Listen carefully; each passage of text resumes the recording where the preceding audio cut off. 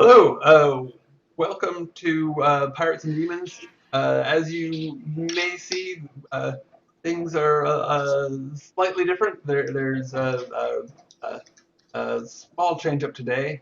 Um, uh, Hessa is around, but ill. Oh, and New York fell apart in a few days. Panic descended. sorry about that. And I had the stream audio going. Um, Hustlers around, but ill. Dimmy's gonna run instead, and we have a new player, Iriel, who casts as Chaotic Good Life on Twitch. Hello. Welcome. Yeah, hey, awesome that you were able to join us. Yeah. I feel kind of awkward leading the whole thing, but yeah, I won't suppose I so yeah, we're about to start another session of Pirates and Demons, and as Brad said, Hasse is not feeling too well. Well, neither am I guess, but together we should be able to get this thing going. And hey to Irel. Sorry, I'm going to butcher your name for the next few sessions. That's okay. It happens. But yeah, can you tell us something about yourself so we and the viewers can get to know you a bit? Yeah. I am a streamer on Twitch. I definitely have a preference for role playing games. I haven't been role playing on tabletop long. I've just been recently introduced to it by my husband, so I've been playing for a little over, I think, almost 2 years. So That's more than me. Oh, yay! I've played a couple different systems, and it's probably like the funnest thing I've ever done. It is awesome. Yeah, it's good.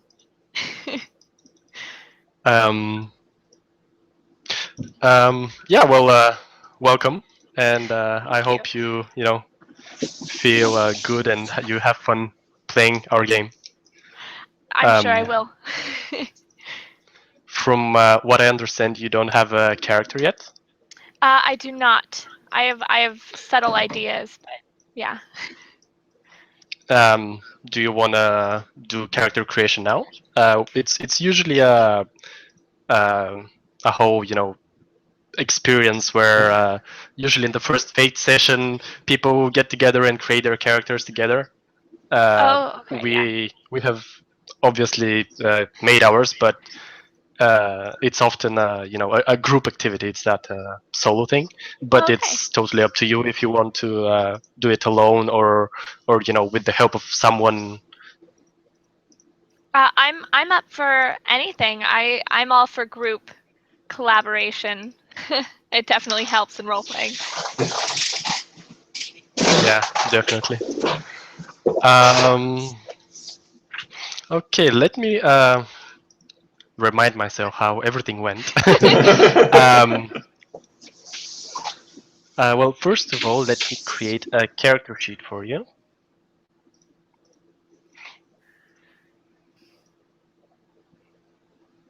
Okay. Do that, Hase. Do it now. Kind of, yeah. I mean, one of the nice things about Fate is that you can throw a character together really quickly and then just fill in more details as you go. Yeah.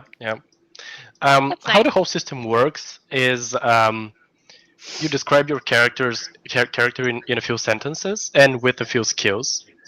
The sentences are called aspects, and they are often. Let me just mute this. And they are often just the essence of your character. For example, I don't know, a witty mage could be one of those sentences. They are very sometimes broad, sometimes specific things that describe your character.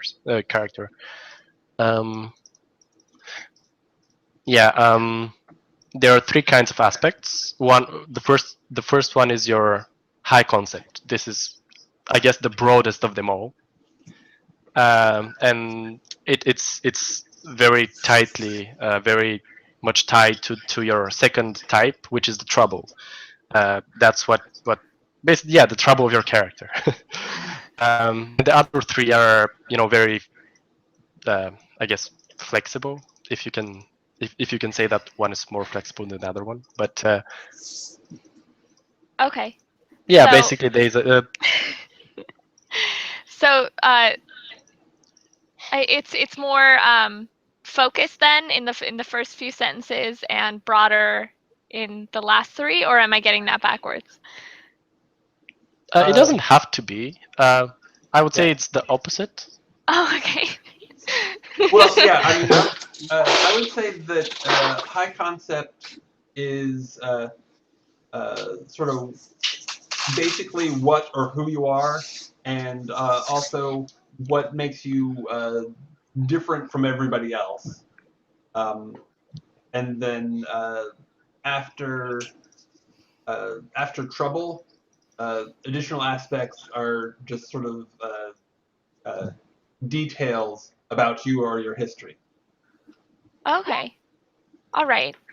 And they generally they don't have to be full sentences. They can be just like a short phrase.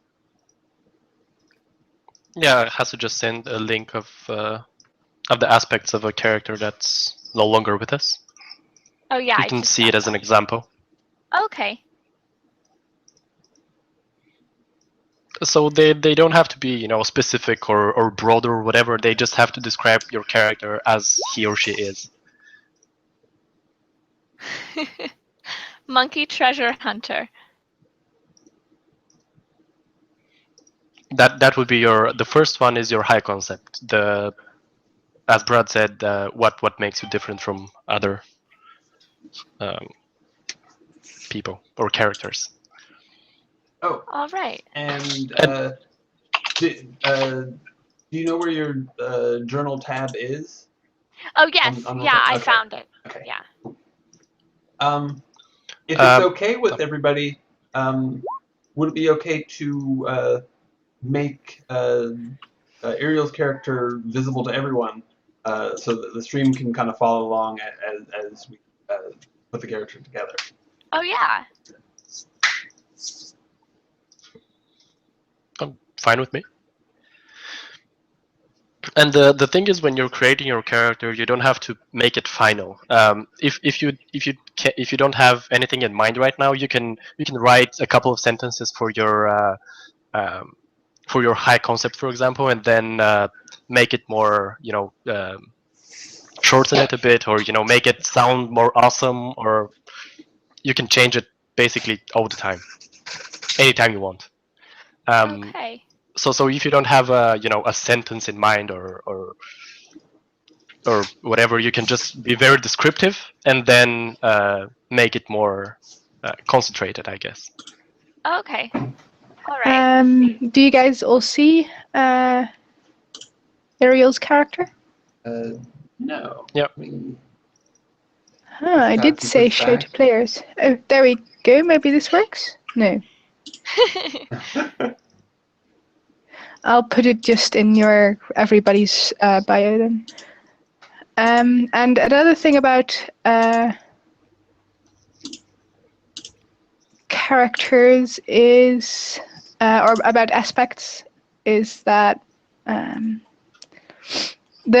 goal of them is to be positive and negative. So whenever you make one, think of ways that it can get you into trouble and of ways that you can use it to your advantage.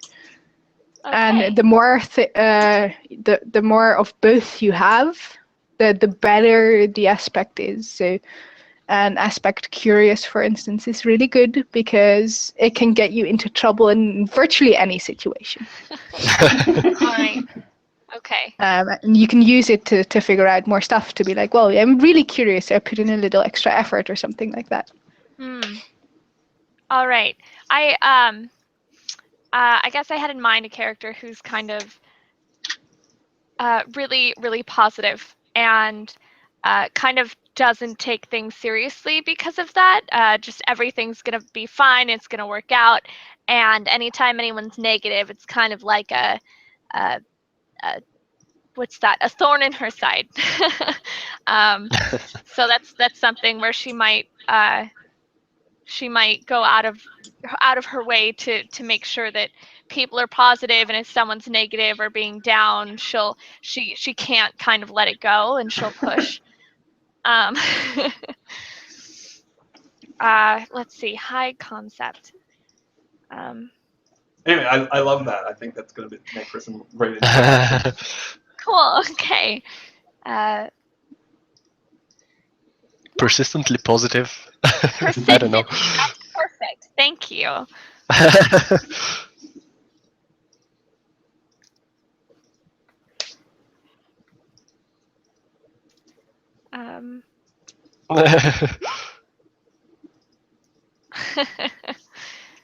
Oh wait, no, Jaded's the opposite, isn't it?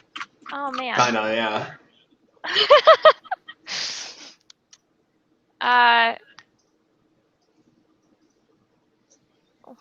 I'll leave that as it is right now, and then trouble aspect.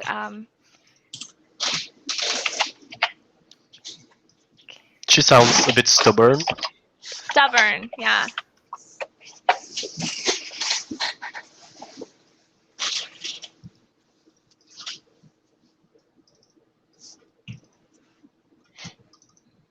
And also when when making aspects, it's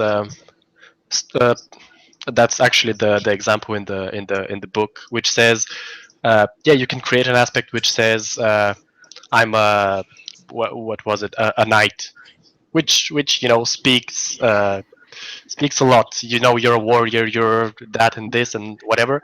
But if you say I'm a warrior of the round table, that says almost the same thing, but it adds more detail into the story, more detail into the situation where where you can use them, or it basically creates more story and more interaction with everything. Okay. So yeah, also if you have some ideas like that, it would be cool to add them. But again, if you don't, you can just put whatever you have in your mind right now, and then add something else or change or whatever.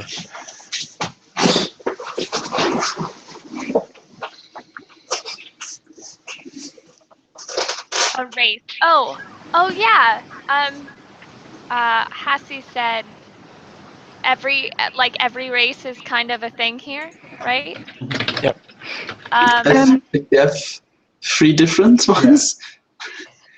Yeah, like all the Tolkien races exist, plus probably anything you come up with will probably be okay. Any race has a sort of humanoid form, so either they are already humanoid by nature, or they they can put on a cloak to look more human, like a troll, for instance, or they can shapeshift between the two things, like a werewolf could. Like, so you could be a chimera, for instance, if you want to be, and then you'd have your chimera shape and your human shape that you can shift between, or whatever you want to come up with.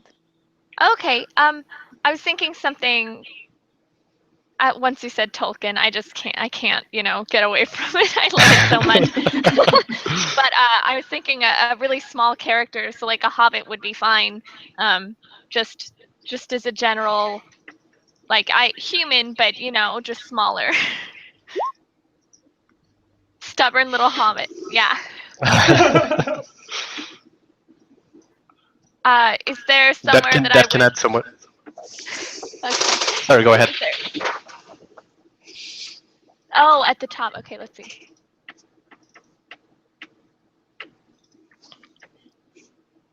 That can add so much frustration in your in the NPCs you interact with. Oh, I'll be small and something will be tall, but I'll be like, no, it's fine. I got it. We're all good. It's fine. Oh, let's see. To become a pirate. To prove I could. Probably just as a, yeah, I can do that. That's totally possible. Why would that not be a thing? I like this reason. It's pretty. It makes sense. No, it makes sense. I like it. Yeah. Yeah. Maybe I imagine I'd be fine. I wouldn't think of negatives at all. Like, I wouldn't think, oh, I can't do that. You know what? Never mind, I can. Someone must have said something where I'm like, I'm gonna prove you wrong.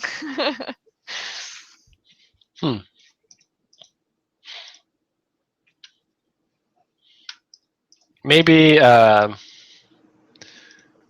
something like nothing is impossible for me. I don't know. Okay. Oh yeah, like doesn't back down to challenge.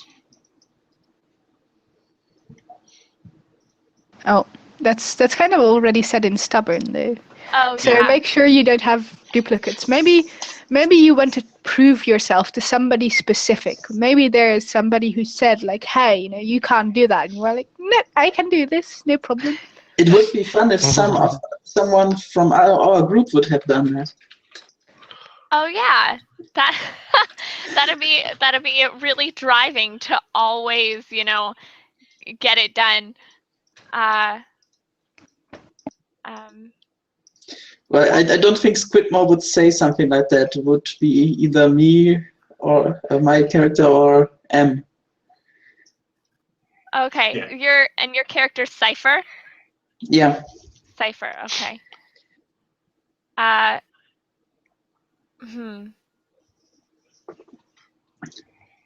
They're taking the Hobbit to the pirate yard. Yeah, Squidmore would say, hopeless. And having a link with an NPC in your aspect, or with another PC in your aspect, is really good, because then you can always use that aspect when you're trying to work like together with them, which is probably a lot. Okay. So that's a good one. All right, then Cypher, I'm gonna show you what's up. Fine to me. All right. Let's see. Good at. Let's see. What would I be good at then? I figure I'd be good at kind of flipping a situation around, where if someone is causing a problem or upset or wants something, I could just be. I could word it in a way that sounds good for them.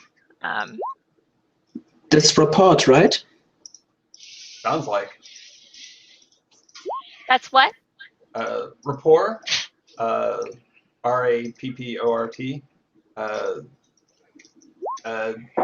You could like put that in. So you see under skills where it has superb, great, good, fair, average. Okay. It's like getting along with people is the thing that your character is best at. Then where it says great, you would probably write rapport there.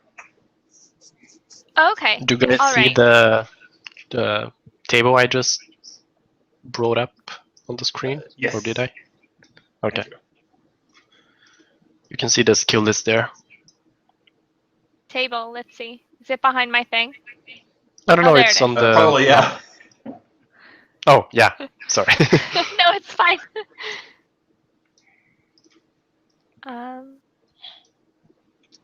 Most of them are self-explanatory, I think. In this campaign, Will lets you cast magic, which is not a very common thing to encounter magic in general. And there is another skill, seafaring, which is not in this table because it's custom for this game. Okay. It's sort of replacing Ride. Yeah, I think. Or is it? Sort of. I mean, you could take drive for like riding horses or something instead. I don't think a poor little hobbit would be so good at that. But wait, she can do anything. Yes. Maybe she can have an aspect which says jack of all trades, if she can do anything or everything. Oh, jack of all. Yeah, that would actually. Yeah. But All right. yeah. So seafaring. Is that something that I should put in then in one of my skills? Well, you don't have to put anything anywhere. Oh, okay. And yeah, Hase explained some of the general magic things that you should know. I don't think we've dealt with too much magic, so we're not too familiar with it. Okay. But it's a very I can imagine at least basically a very creative field where you can go nuts if you have cool ideas. All right. I definitely say. What? You can see under in the journal there are 2 notes on the topic of magic. There you can read a bit about the magic. Basically which sphere does what or.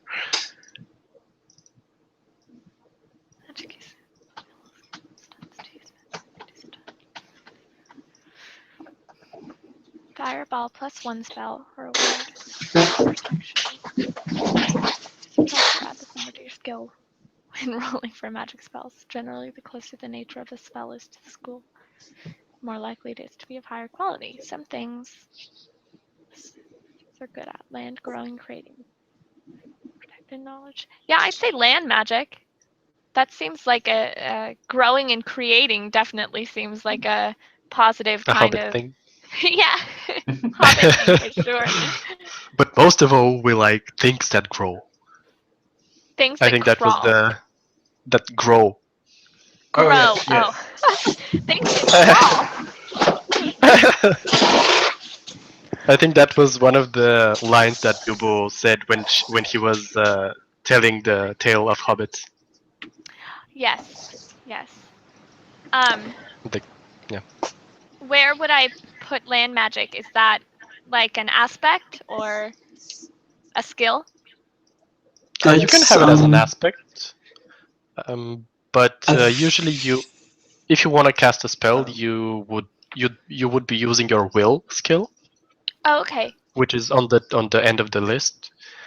And I think, Hase, correct me if I'm wrong, but I think for the specific spells you want to cast, you have to have a stunt that explains them, and I'll tell you about stunts. Yeah. Okay.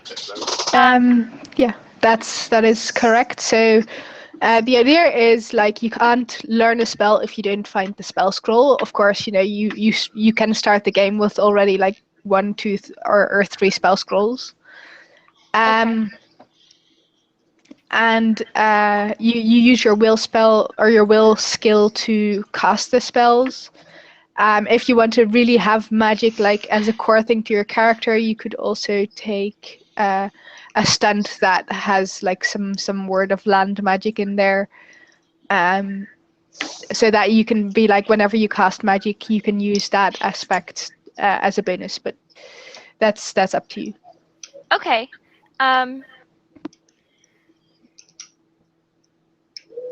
Baby, no, not on the table. Sorry. No problem. We're used to cats, don't worry. Yes. Let's see. I would think that magic would be a thing. Like I don't know if I'm gonna go up and punch someone as a hobbit. I mean, if it's a thing, then great, I'll do it and I'll kick butt. But I would think that will let's see, what was the other one? Will and empathy would be other skills that are high for me. Empathy is, reading people and detecting lies. Basically, being this. I'm having a hard time explaining that. If you're naive, you're probably basically not very reading good at people. that. What? If your character is naive, he's probably not that good at it. Oh, okay. All right. Well, that makes sense. Although it is possible to be, I think, to not know much about the world in general, but be good at reading people. Like you could just been, spent most of your life in a small town, and like you know plenty about it, but traveling in the wider world, it's a totally new experience. Yet still, when someone is doing something nefarious and trying to hide it, you can totally suss it out, even if you, because of naivete, may think that that something nefarious is not nearly as nefarious as it actually is. If that makes any sense. That does make sense, Okay. actually. I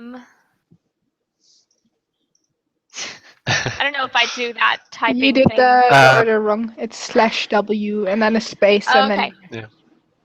Yeah. Well, do I You, do I fill all the space? you feel the white pyramid. Okay. 1 great, 2 good, 3 fair, and Alright. 4 average. Let's see. Yeah. I do like will, for magic. Probably not physique. Physique also gives you basically more health. How damage works in this game is you, for example, someone attacks you and you roll against his attack roll, a defense, and the difference in that roll is how much damage he deals. And physique basically gives you more more health effectively, but it's not a thing that you would dying in fate is almost impossible if you decide not to die. You can always concede a fight. You can always say, okay, you beat me. You, instead of dying, you get thrown in jail, for example, or you get screwed in some way, but you don't been die. there before. Jail is not that bad. Okay, physique actually doesn't sound that bad then. Investigate, that's more like solving problems, figuring it out, correct? Like not aggressively. Yeah, it's exactly investigating. You can become Sherlock Holmes if you want, if you're good enough at it, or you can find the information you want in a book, or I don't know, a hidden door somewhere. Yeah, it's searching. Notice is kind of like just noticing things, perception. Yes. Right? Okay. Kind of, yeah.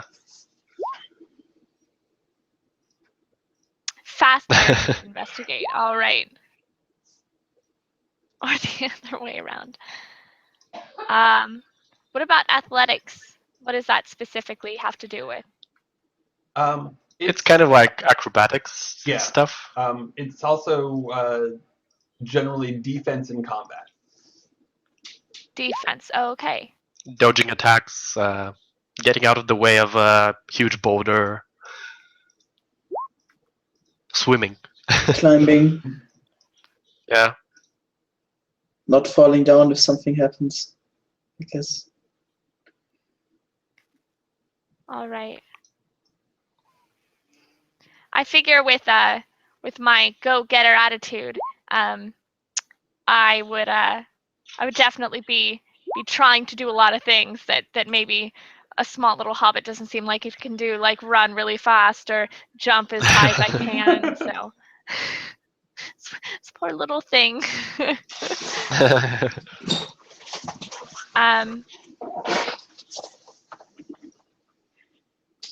I feel like I should take burglary just on, like, what's the word?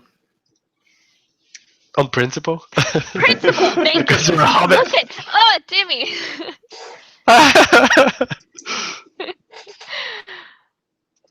Athletics is speed. Probably have a lot of practice in jumping because you can't reach something. That's true.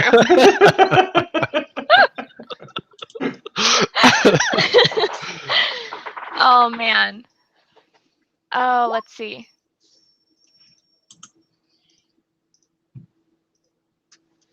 Okay. Let's see. Burglary. I think I might take stealth above investigate.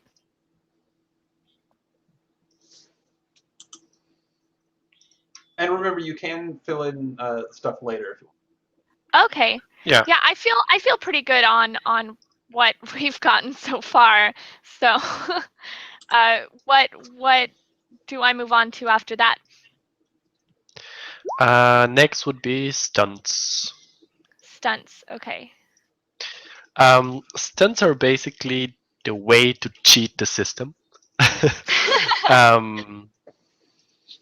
For example, there are, I think, 3 types of stunts. I forgot all that already. I'm Should sure I Hasu explain will, that? Yeah, go ahead. Okay, so you've got 3 types of stunts. You've got stunts that give you a +2 to a skill in certain situations. For instance, a +2 to athletics when jumping, or when dodging ranged attacks, or when, well, something like that. The other one is your ability to use a certain skill in place of another one in a certain situation. So you can you have a sharp tongue. Your words hurt physically, so you can use provoke to physically attack somebody in a fight or something like that. Oh, cool. Okay. And the third, 1 second, I need to sneeze.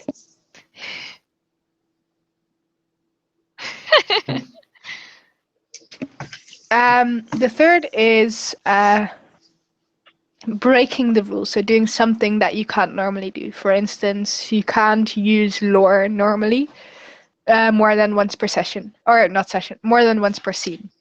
So now, if you take a stunt, you can say, hey, I can use lore twice per scene, or something like that. So you break the rules of the game in some way. Okay. Right. Basically, just come up with what you want your character to do. For instance, hey, he needs, or he or she needs to be like really good at something specific, or I want to have this kind of a spell or whatever, and then we'll help you translate it into a stunt, because that can be a bit tricky sometimes. Okay. What would I want my character to do? Definitely magic, but that's in will. Is there anything specific with magic?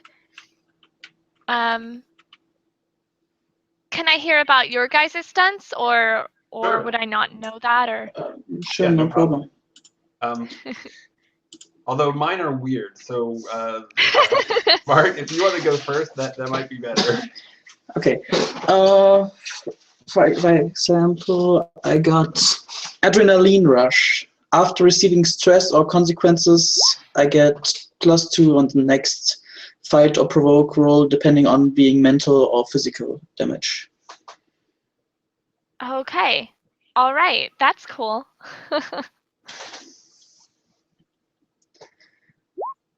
Or the most are special to my equipment or spells. So I got the ray stunt. My ray stunt is my body can recover from some consequences that were normally permanent. So Okay. that's one thing, and the other part of it is I can reduce physical consequences with a fate point. So when you take damage, there's two types, or there's two ways you can soak up that damage. The first is your hitboxes, that are these little boxes on the right. And you check them off, and then after the fight, you can empty them again. Okay. You start with like 2 physical and 2 mental hitboxes. You can ignore the other one, the social or whatever it was. But if you have will or a physique that's higher, you can have 3 or even 4. So I actually made that for her already. Oh, okay. Yeah, right. You have 3 physical and 2 or 4 mental hitboxes. But then there's also consequences, and consequences is the longer lasting damage basically. Okay. So that's the damage that sticks after a fight. So usually you fill up your hitboxes first, and then you take consequences, and then you need to heal them, and then they heal up. And what Mark was talking about is that there's another thing. Like if you really don't want to be taken out of a fight, you can take an extreme consequence, like have your arms chopped off or something like that. That's something that stays with you. Even like you can never really heal that. You can learn to deal with it in some way, but you can never really heal it. And he has stunt that allows him to heal that as well. Okay. All right. That's cool. Is there something I could do that maybe for distraction or inspiration or something where I can let's see.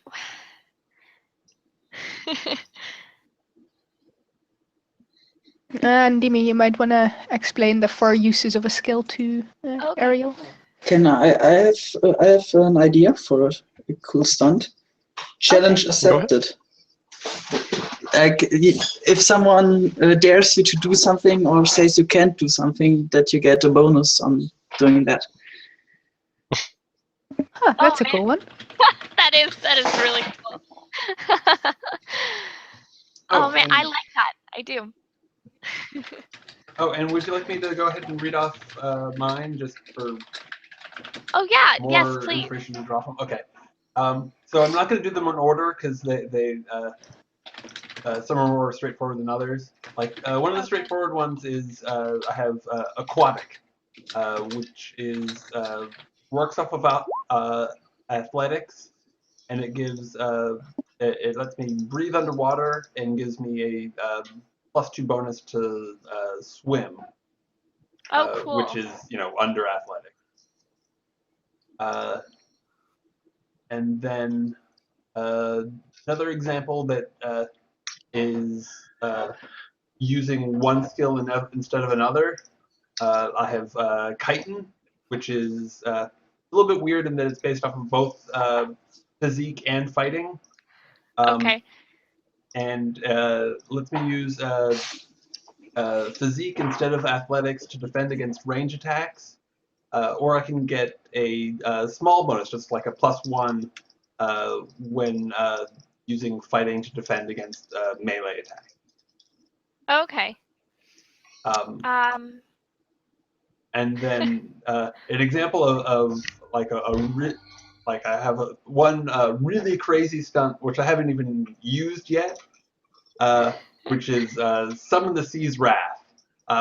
It's not keyed to any particular skill, but once per session, Squidmaw can take a mental consequence to create a dramatic effect, like summoning a kraken or a horde of smaller sea creatures or like a tidal wave. Oh man! All right. But he's taking a consequence when he does it, so it messes him up. But it does something big. Yeah, and hopefully then it's solved. If you want something more powerful, then you can limit like how often you can use it, like once per session, like Squidmaw's, or you can say like, hey, I even take like a mental consequence if you want to do something absolutely ridiculous. or it costs a fate point, or it can cost a fate point. You can only use it in situations that are quite rare. Like the challenge accepted could be quite strong. You can make that quite stronger because it's only usable if someone makes it usable for you, basically. All right. Let's see. Is there any way that I could? It sounds weird, but is there any way I could use stealth as a defense, where someone's coming at me and I'm like, Nope. Just a hobbit, you don't even notice me. Just, yeah, but With a stunt, that would be reasonable. Yeah, you can say something like use stealth instead of athletics to defend against melee attacks or ranged attacks. All right.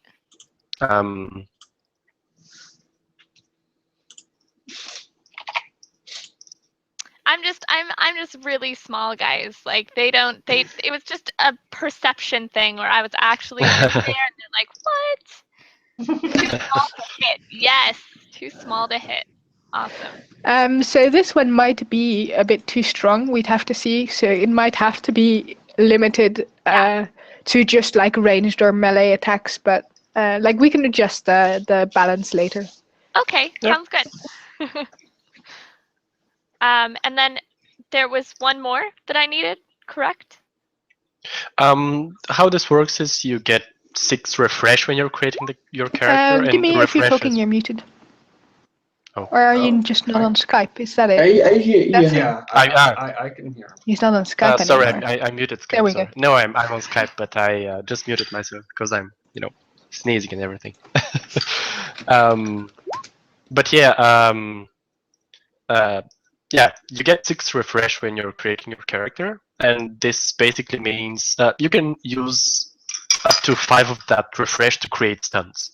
The default one is keeping 3 refresh, which means at the beginning of every session, you increase or decrease your fate points to 3, and then the other 3 refresh you use for stunts. But you can decide, okay, I'm going to play with less or more fate points, and adjust your stunts.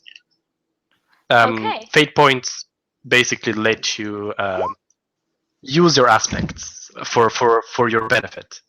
And if the DM says, I'm going to use your aspect to get you into trouble, and you agree to that, you will get a fate point. So that's how the fate point system works. You get them in order to by getting into trouble, and you spend them to basically get out of trouble. Yes, awesome. Okay. Is there anything else I should do now, or can I kind of wait and think about a couple more things, or what would be best? Well, you can certainly whatever you decide. Add stunts later as well. Okay. Yeah, you can add those or change those.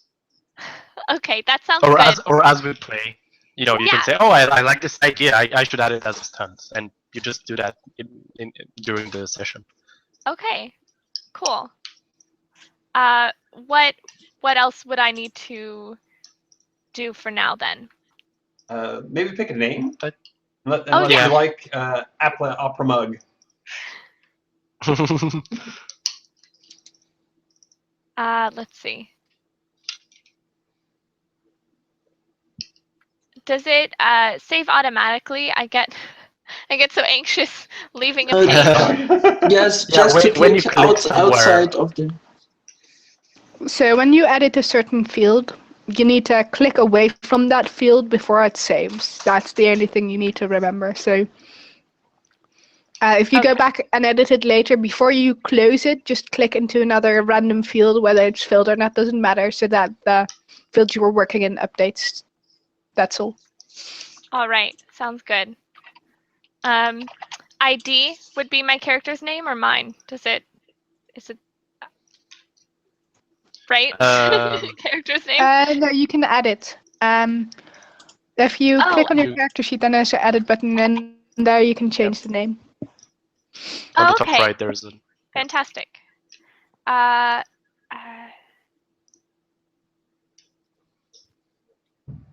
Do we all have last names? Is that a thing?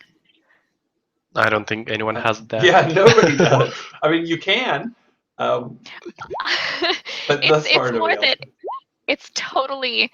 I don't know why it's so much harder to figure out a last name than a first name, but yeah, I like Nadine. Oh well, I mean, if you did want a last name, and it could be like a thing where you know, hobbits tend to have them and other people tend not to. But I mean, hobbit last names are great. I mean, there's like Appleton or Underby or you know,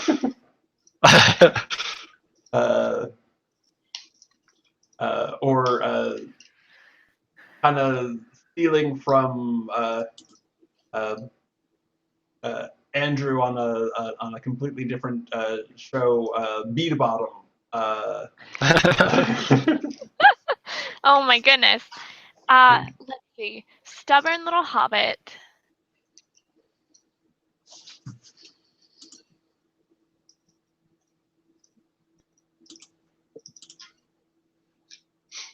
Picker. I have a last name, and I am proud of it. And you should be.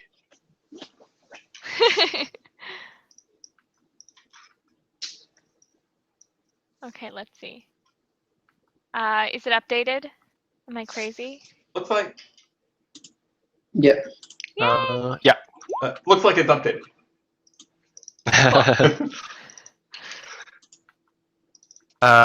Yeah, I think that I didn't explain as it told me to, and I didn't.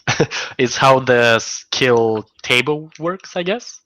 Okay. You can see that there are checks and no checks at some skills for doing stuff. Basically, attack and defend are self-explanatory. You can attack with your fight skill and you can defend with it. I think that's fairly obvious. You know, you can defend with your stealth against them seeing you, for example.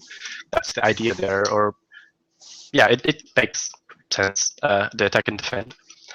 The overcome action is overcoming some obstacle with maybe jumping, it may be pushing a rock out of your way or knowing something. It's very general, obstacle overcoming. The creative advantage can be a bit tricky to understand, I guess. It's if you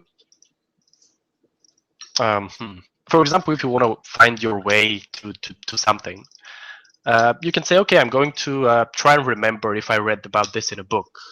So with this, I'm saying I want to use my lore, which is general knowledge, to see if I know something about this. And if you succeed at creating that advantage, you can roll your finding the way with a bonus to it. Okay. So it's basically creating an advantage for another roll you're going to make, or someone else is going to make. Another way creating an advantage can also. Another way to think of it is as adding an aspect to either the scene situation or to another character. Like if it was like the middle of a fight, you could add with created advantage. You could add the aspect to them of like outmaneuvered. Okay. Or if it was the middle of an argument, you could add something like I don't know, ashamed or enraged or something like that. Okay. Or for like a scene, let's say you were on a ship, you could add and you're like using craft, you could add something like well rigged. Sabotaged. Yeah. Okay. All right. And when you create that aspect on a scene or on an NPC or something, you can use that aspect for your advantage or for the enemy's disadvantage, I suppose, by using a fate point. You can always say, okay, I'm going to use this aspect of the environment or of the enemy to, get a bonus towards doing whatever I'm doing. But it has to. Yep. You're like, if you use the create an advantage role, then you don't have to spend a fate point. But you can always try to figure out what aspects somebody has, and even if you already used the free uses that your create an advantage gives you, so the free +2, then you can always spend a fate point if you know what the aspect is, because you just created it yourself, or if you find it out what the aspect is through other means, like through use of the empathy skill, then you can always spend a fate point to also use their aspects against them or to your advantage. Okay. All right. So the create an advantage basically saves you a fate point in that case. Okay. Sorry, that was my bad. Is there a list of, like, the skill list? Is there a list of these things as well, or is it's just you go down the skill list and you think of you know how many fate points you have, or things like that? Well, every session you begin with fate points equal to your refresh, and then when you have a field in your character sheet, on the top it says refresh and fate points. Okay. And when you spend one or you gain one, you can just change the number there. So that's how you can keep track of your fate points. And when you use them, there's no list or rule when you can or when you can't. It's whenever you see an opportunity to use an aspect of yours. For example, using a fate point has to be tied to one of your aspects or to one of the aspects of the environment or the enemy that you want to use it against or for. So, for example, let's see, you're persistently positive and you want to cheer someone up, and you fail by just a little, and you say, yeah, but I'm persistently positive. I'm going to use a fate point to to bump that up by 2, because that's the bonus you get when you use an aspect, when you use a fate point to succeed, and that's how you succeed. And you spend a fate point to gain that, to get that. Okay. All right. That's how it works. Cool. Yeah, and there isn't like a master list of advantages you can create, because it's way too open-ended for that. Your imagination is the only thing. Okay. You can always say we're on a ship. I'm sorry. Oh no, go ahead. You can always say we're on a ship, so there would be a hanging rope somewhere. So I'm going to try to push this guy, so he tangles around and he falls down. And yeah, that's cool. That's a there's no list of, okay, on the ship there is this and this and this, but you just say, yeah, well, there is that here. Okay. And there's another use for a fate point. You can actually create a scene detail that maybe shouldn't be there. For example, let's say you're I don't know, in a cave somewhere, and it doesn't make sense for a hanging rope to be there. And you can say, okay, I'm going to spend a fate point to create that there. Okay. So it's very creative, I guess. It's very up to you what you want to do and how you do it. Yeah. All right. Yeah, like Hassa said, don't worry about the rules too much. It's very much about the story, and the rules just are there to support that. Okay. It sounds like a lot of fun. So then, is there a specific number I should put in refresh at this point, or? Just 6 minus your number of stunts. Okay. So 4 for now. Yeah. Okay. Sounds good.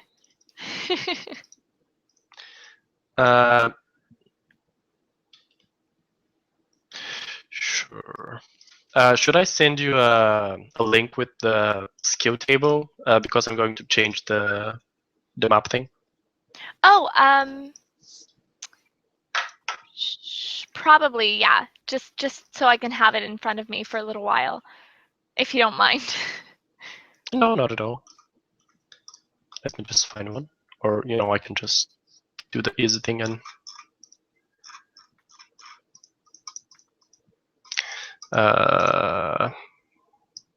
Did I ever send you a copy of the send you a link to the Fate rulebook? Because Yes. it is available for. Okay. Okay. If it, I read through a little bit of it. I'm not sure if and I have it up here. I'm not sure if I. Well, I mean, it's not a problem if you didn't even look at it. I just wanted to make sure that you had it available as a resource. Fantastic. Yes, I totally do. Okay.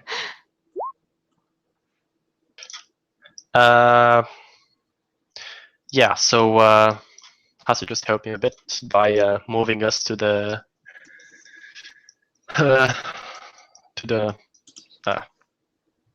English hard to the other map, which shows a bigger area of the whole world. I guess it's not the whole world. It's a part of it where we are moving around for now. Okay. Actually, Hase, could you do that because I'm going to screw that up horribly. Sure. Just explain about the areas. Yeah. Okay. So yeah, there's 3 islands here. You come from one of these islands, Patria Pirata. All the islands have a Spanish-ish name. I say ish intentionally because I can't speak Spanish. I just Googled some and then butchered it. Yeah. But you can use the English as well as the Spanish name. So it's Pirate Island or Patria Pirata. So you guys are from there. You kind of even have a house there if you'd like. So this is hold on, I moved you too fast. This is Patria Pirata, the island, and there's a city of Blackwater where you guys are from. Now you can decide if you've lived there for longer already or if you just arrived. Sorry, I haven't had coffee. I was yawning. Okay. Is that a thing now? Well, that's up to you. Did you just arrive and do you just maybe have a room in the inn, or have you lived there for a while and do you already have a house and know a bunch of people? What do you think? I imagine probably a room at the inn. Probably not living on the island. Okay. Yeah. So then you have a room in the Parrot's Nest Inn. Okay. And currently, you are not on this island, but you've been here. You might know some people around here. So when you're like, hey, do I know a fisherman on Patria Pirata or whatever, then Dimi can say oh yeah, this is the guy and this is his name or whatever. Okay. All right. So now that you've chosen where you live, the reason Patria Pirata is such a called Pirate Island is because here is in front of the Blackwater City is the Shipwreck Cove. So the Navy doesn't like to come there because if you don't know how to get onto the city, you're going to use your ship. Another reason it's like Detroit just at the ocean. Yeah. That jokes aside. Oh. So another reason is that there's a trade hub nearby on the island Isla de Seda or Sida. Sida Island, which is Spanish for silk. There's some silk trade going on there. There's a like you know like some general features. You guys have all like maps of the area that you know. So you know whatever is written on this map, your character would know as well because she has the map. Okay. And there's like a port city and a few like smaller towns. The island you guys are on right now is the island of the lake, Isla de los Lagos.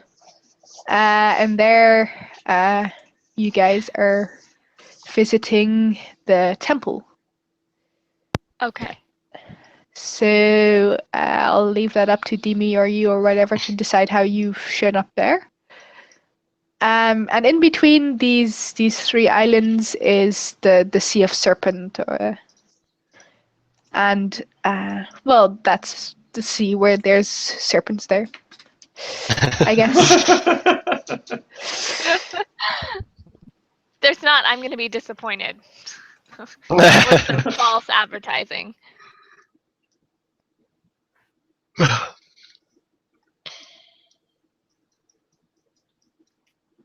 So yeah, that's it. I'll throw Dimi into the fire now, I guess. Okay. Let's see to what degree I will fail. I will fail you all. Well, That's the spirit. Do we want to take a short break before we jump into the game proper, or no? Sure. I don't mind. Let's do that. I'm fine either way. Well, let's take a break for a few minutes and then come back refreshed. Okay. All right.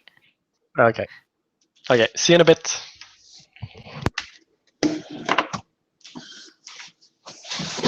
Ready?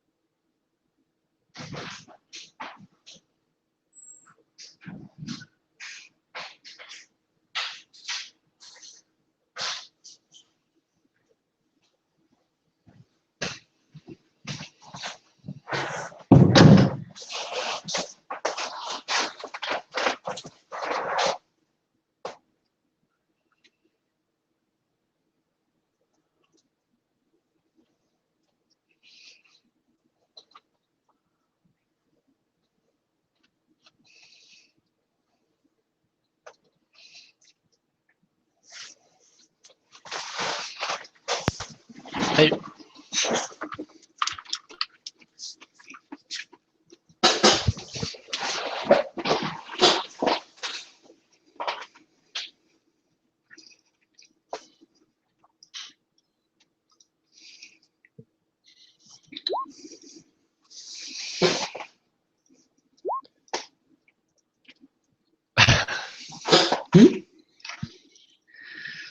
I'm laughing at what Hasse wrote.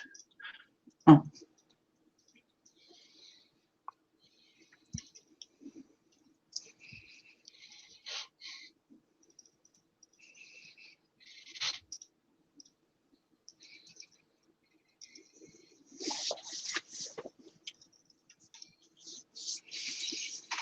So you will play M as well as Game Master, or is Oh, no, M just busy somewhere? M is going to be busy somewhere. At the library. Probably, yeah.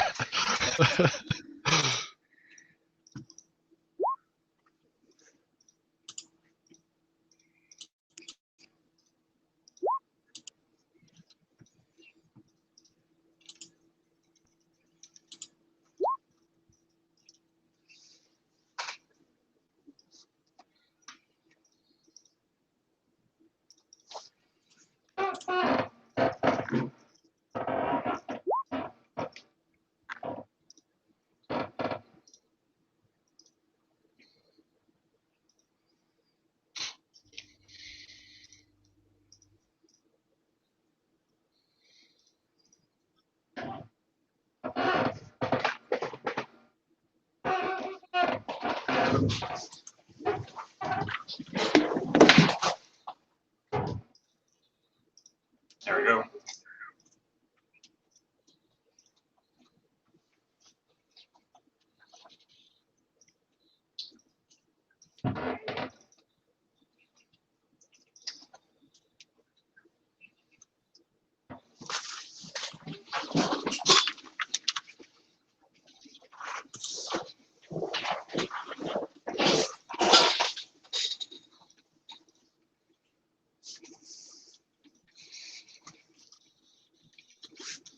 Alrighty. I think Hasse is getting her tea. Oh, okay.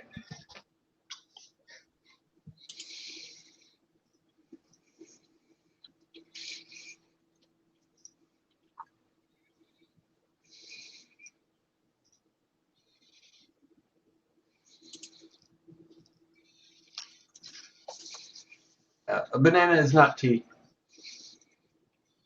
Is that what? No, it's not. But still, it's a banana. It's not nothing. So Yeah. Sure. and I've heard one of the golden rules of being on camera is not eating a banana. But I'm just going to do it.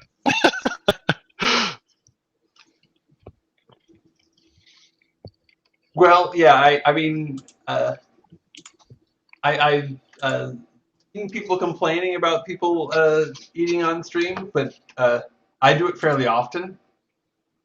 So Is it okay if I do it?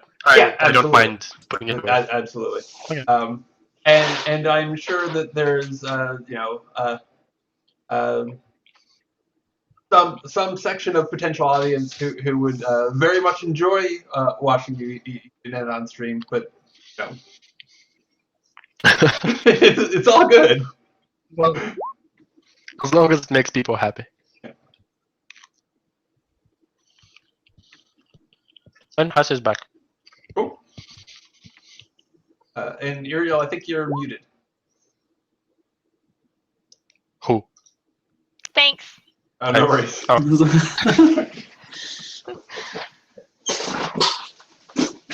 But Hasse has a cookie. Yeah. That's the privilege of the real game master. Having a cookie. Yeah. Can't deny. It's quite something. Ooh, wow. This is the weather. What Hasse just wrote. Oh, holy crap. So what was a very, it wasn't the best weather you've seen, but it was very clear, and it was cold but clear yesterday. Now, well, not yesterday, but when you arrived, now that you've spent an hour or two in the library. Outside, it's hail, it's rain, everything that you can't imagine how often of a storm is raging outside. You didn't see it from afar. Maybe when you go back to your ship, there may be some damage if it's not properly tended by the crew you left with it. You had the ship right. Gonna be fine. Well, I'm sure you picked up good enough crew members to take care of the ship. I'll be amazed if the thing hasn't sunk.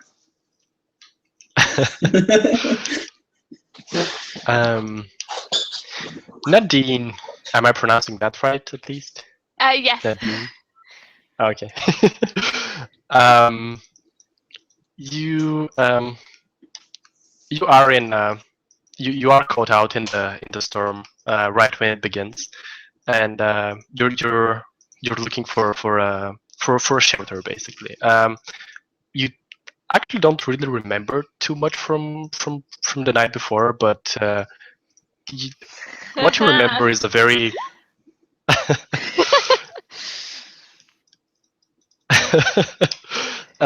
well, what I'm going to say next is going to sound very different now.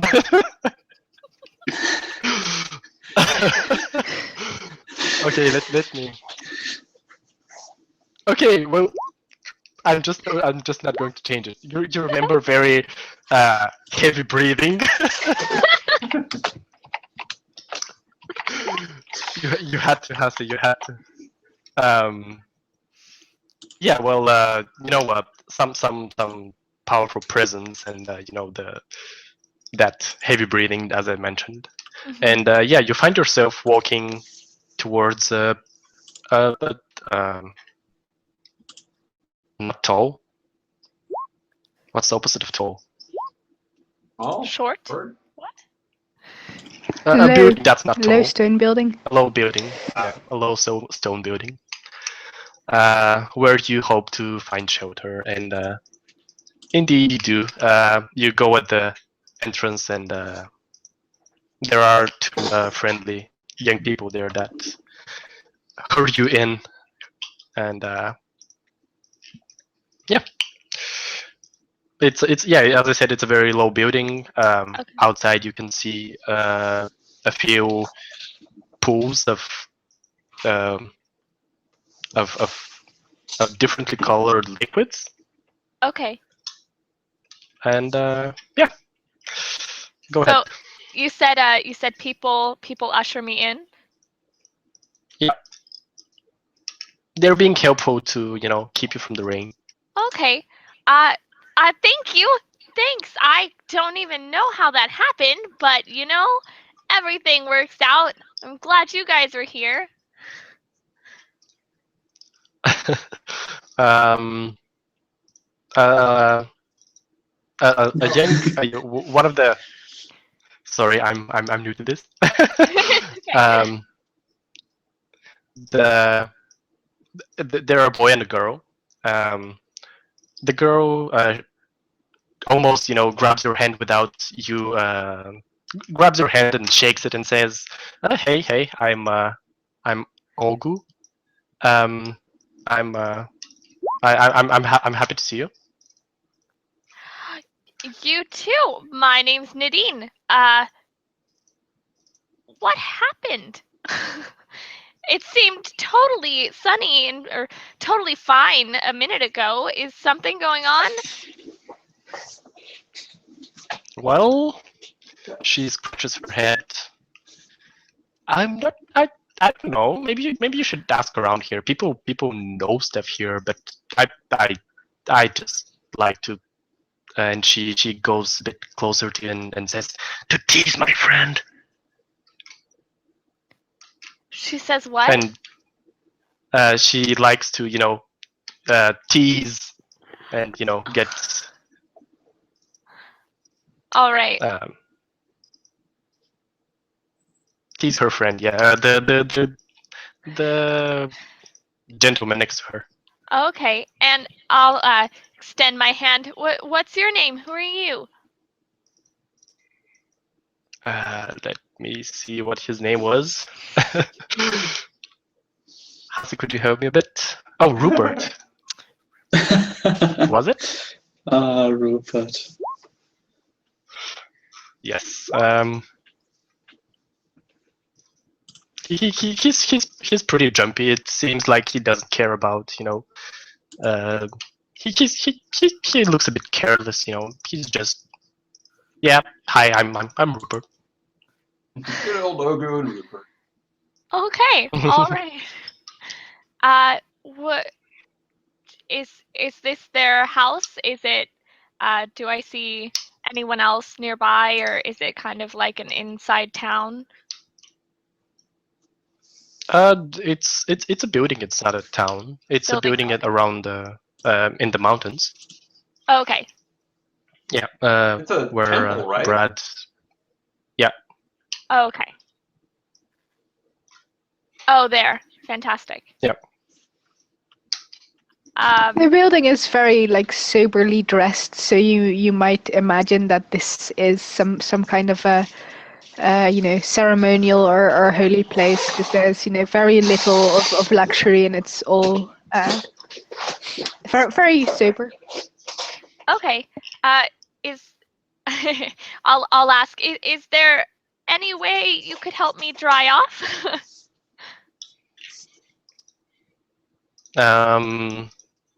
Well, Rupert says, what? But do you care that much about drying off? I mean, what's the problem? Do you fear water? What are you? I fear nothing. The world is great. I'm rather wet though. I fear catching a cold.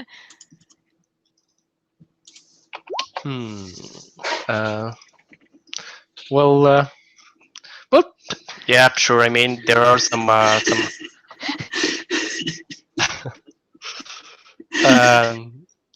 There are several fireplaces around. Feel free to get pick one, and stay there if that's what you want. Okay. Do I see any other people around? Let's see. Give me a notice roll. Is that the die on the left?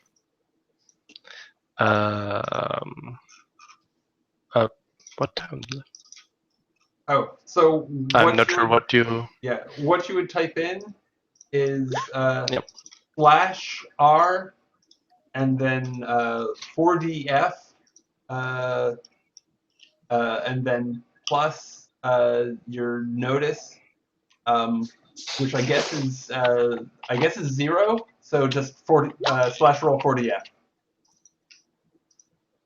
/roll 40F. Okay. Yeah. That's basically every roll you're going to make is /roll 40F. These are 4 fudge dice, and then you add your skill. All right. So 1.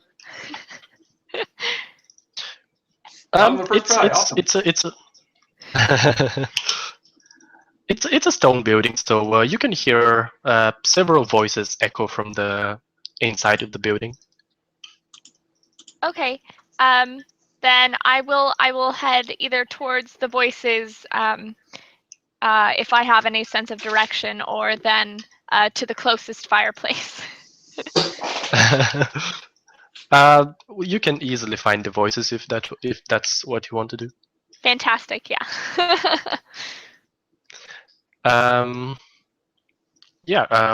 Well, you walk for a minute or something, and you see a. Could you describe the temple guy? Aqua? Yeah. Sure. This is like an older man, and everything about this guy says, wisdom and confidence, and you know that he's this kind of father figure that you can trust, the moment you see him. Okay. I'll definitely approach him then. Maybe offer my hand and I'm Nadine. Do you know much about this place? Well, with him there are two others. Okay. And they should describe themselves, I suppose. Oh, okay, right. Who's first? Either way. Why don't you go ahead? Brad, go ahead. Oh, okay. So, let me see. Squidmaw is fairly tall, but what you mostly notice is he's horrifically shaped. Like he's sort of a mix of human, crab, and octopus, with like these eye stalks that look kind of dead, and he's just a horror show. He is wearing a cloak over it, but it doesn't it doesn't make it it doesn't stop it from being nightmare fuel. Okay. All right. That's wow. Oh. Exactly. And there's a picture that doesn't that's not necessarily spot on, but it gives a little bit of a feel for it. I'm not sure if that's actually visible. It's on stream right now, but oh, let's see.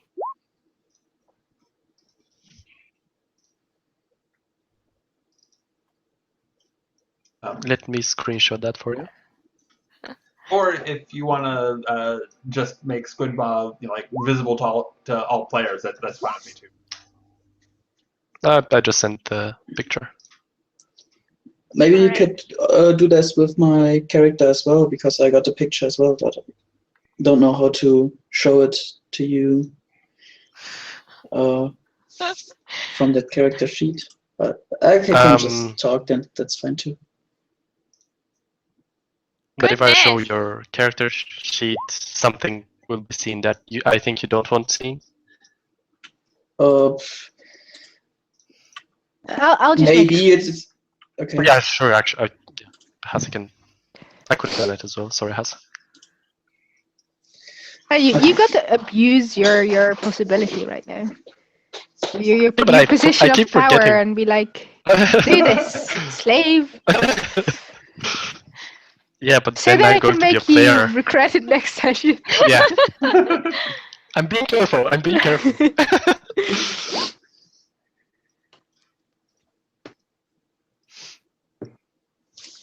So the other figure is looks like a human, wears black cloth armor. In fact, I don't even know. Did I have the possibility to get my armor back, or was it at the prison and I left it there? Not sure. Okay. There a katana on the back, and middle long blonde hair, and is not exactly tall but not small either, so pretty normal figure. Looks strong without bulky, and has a hard look on her face. Like, doesn't look like someone you should anger. All right. From the look on the face.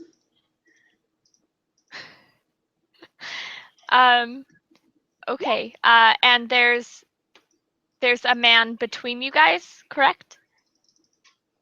Yeah, the man that Hasa described. Okay. I will probably approach, but just be a bit taken aback by the large crab octo human figure.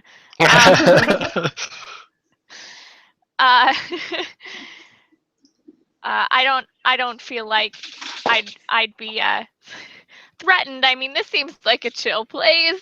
Everyone seems calm, but maybe just pause a moment and wait to be noticed. So when Squidma sees you, he looks at Aqua and says, "Or kids? I begin to suspect there's something unsavory here."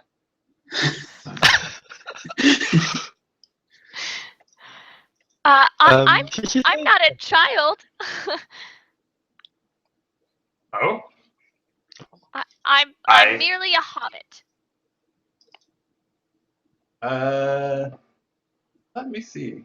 I'm gonna see if I'm wondering if Goodma has heard of hobbits before.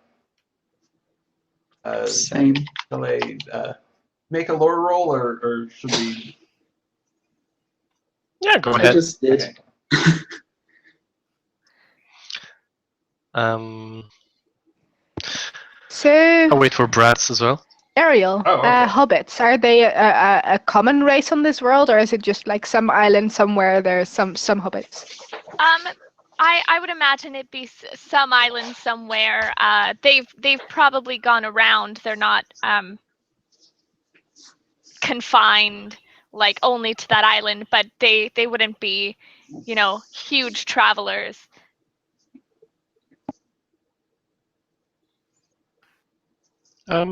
I can imagine Squidman knowing that Okay. with his good roll. Cypher, you on the other hand, you've heard of that race. You haven't seen them too much. I mean, you haven't killed too many of them, so they mustn't be that there can be that many of them. That's Okay. that for all you know. That's all you need to know about those guys. I haven't looked around until now, anyways. So. I just heard the name of it, so. And you know that they like Isengard. Yeah. But yeah, the old guy, Aqua, stops there and kind of thinks for a second or two, and then slowly bends over and says, "No, this is not one of the kids that live here. Who are you, small one?" My name's Nadine. I was merely caught out in that storm, but everything turned out okay once I found this place. Remains to be seen. Doesn't mean I have to remember that the meeting, or I can actually tell her or challenge her in the next minute, so it's fine anyway, I guess, or isn't it? Well, yeah, I suppose you guys would recognize each other if you want, or maybe you don't really know that it's you two. It's we up to can you do guys. it in the next minutes that I challenge you. That's fine too, as I understood it. Yeah, so, you could it could be a thing that happens now. I mean, as long as it's normal for your character, which was my impression, then why not? Yeah. Then let's just look how the scene goes, and then. Okay. Okay. Yeah, I'm sorry, actually, what was it last? Is it possible that Squidma might have heard of you at some point, like just from being a jack of all trades around the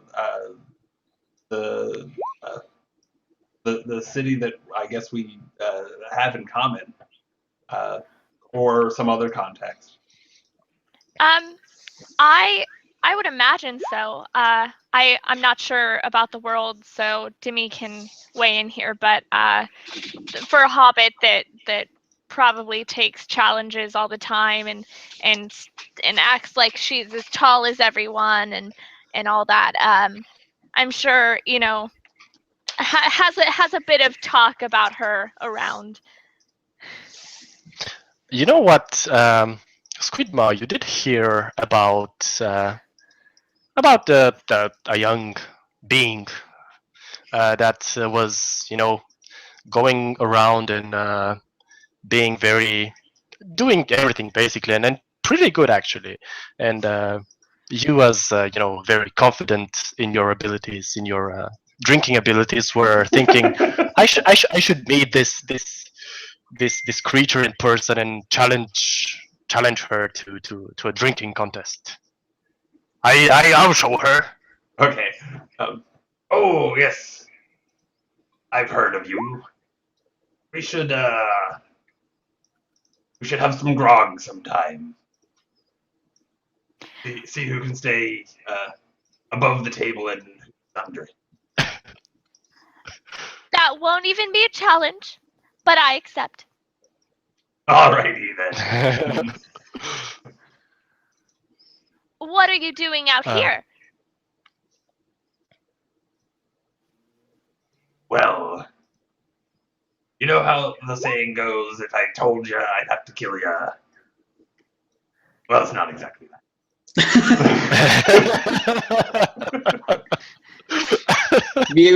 We were just reading some books.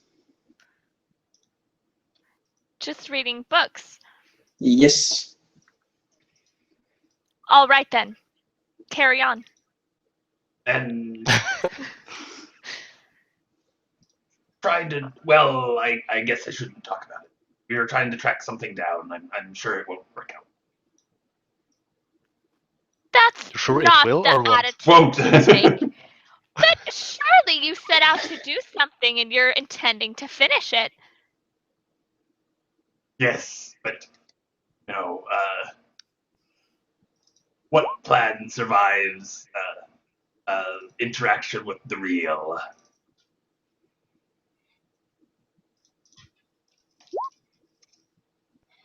But you should do it. Yes, What? The others have well, Nadine. It seems to me that this big guy in front of you is being very, very negative, and you, as a very positive and persistent young hobbit, sure you have to make it your obligation to make this person cheerful and happy. Yes, and if you accept this compel, you will get a fate point in return. I do absolutely. This isn't going to work. You set out to do something, and you must see it through. And I intend to make sure that such a thing happens. You're right. It isn't going to work. But you're also right. We'll keep trying until we fail.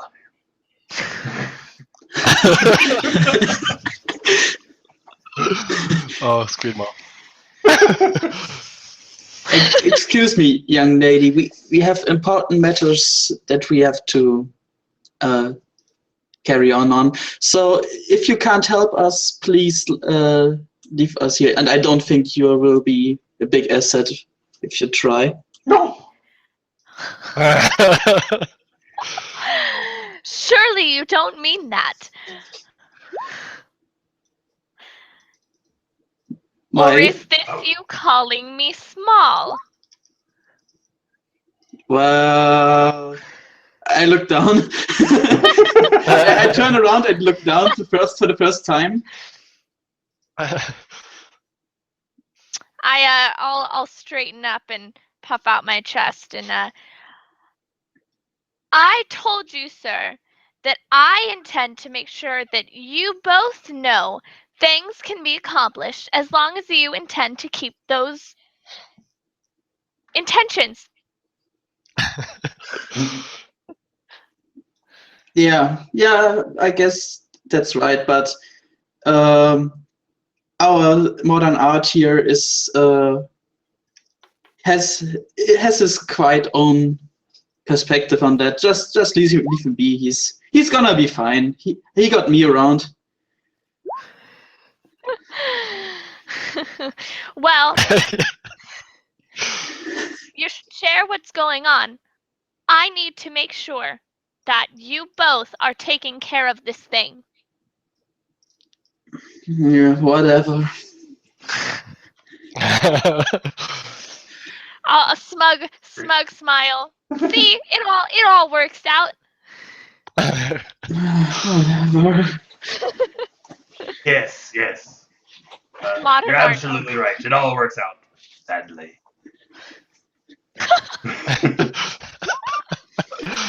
I'll shake my head.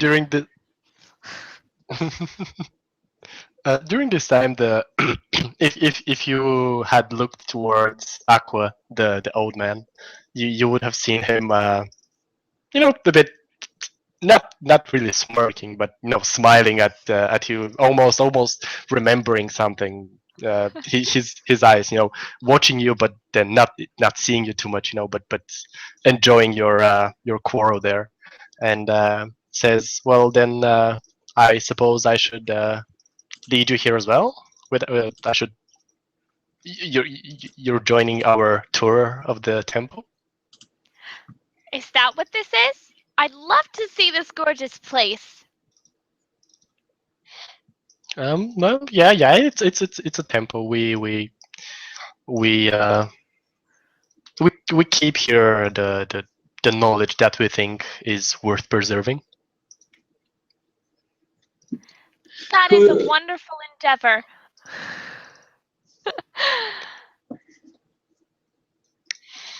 So what question. Who do you? A temple is normally a place where you worship some kind of deity or something similar. Who are you worshipping? I asked. Everyone.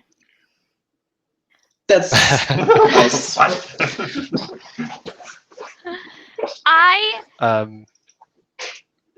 But I was actually asking. What was it called again? Oh, Aqua? Yeah, oh, that guy. Aqua. Yeah, I think the deed is worshipping the god of not getting soaked. That is also very true. Hasu, would he be? Could you whisper me if he would tell? What is the question? Outright? I wasn't.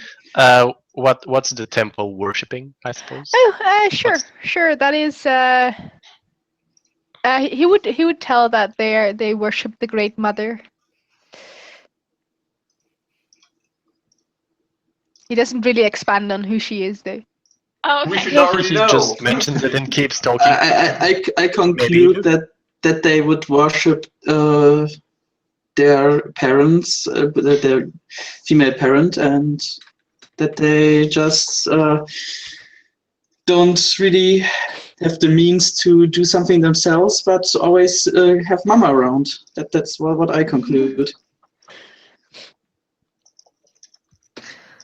I mean, I'm pretty new to this place. I couldn't think of something else. And Squidball is probably thinking, oh, the Mother of Storms. That's actually appropriate. I'm sorry, I missed the second half of your sentence. Oh, sorry. Well, it doesn't actually say it aloud, but the Mother of Storms. That's actually appropriate.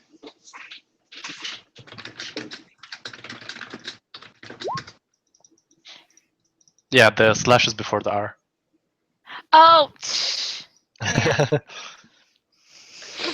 You can use the up button to go back to a previous roll as well. Yeah. Okay. Cool.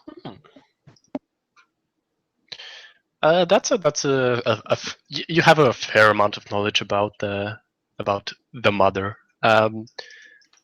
It's very much tied to the sea in general. It's viewed as a woman figure, the sea itself. So the temple worshipping the mother would be something like worshipping the sea as a mother, Okay. as something that gives life and things that you would. Such a lovely. Wait, would she be called a goddess or just a lady? Yes. Yes. Yes. Such a goddess deserves such a wonderful place to be recognized. He looks glad at your after your comment. It's but adds it's not about showing it with many it's not about showing it with too much. It's about showing it with all you have. She'll kind of like just dab at her eye. That was beautiful. Quite an emotional one. What? That's the best way. Perhaps we should we should find some sacrifices, given the weather outside and her capricious nature. Oh, what a great idea! It might be for the best. Well, we were on a tour. We should see that through to the end, shouldn't we? Very well.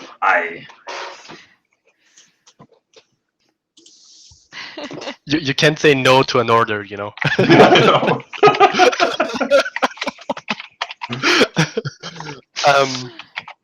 Aqua says, well, indeed, she is very.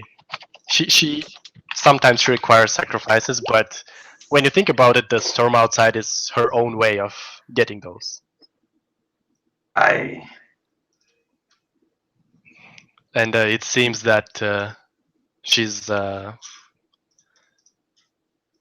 quite emotional about something. Indeed, I guess he misinterpreted Cypher's comment about someone being emotional.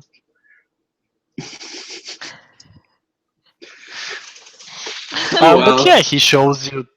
He shows you several rooms.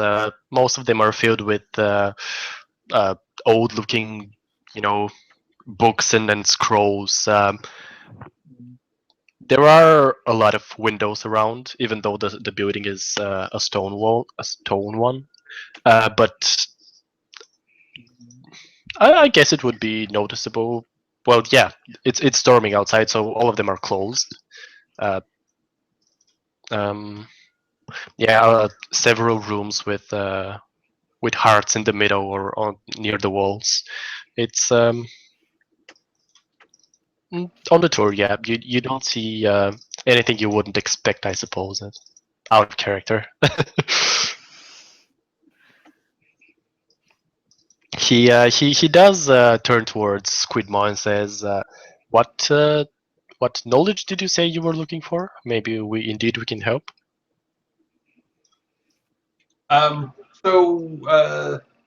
What does Squidmaw know about the?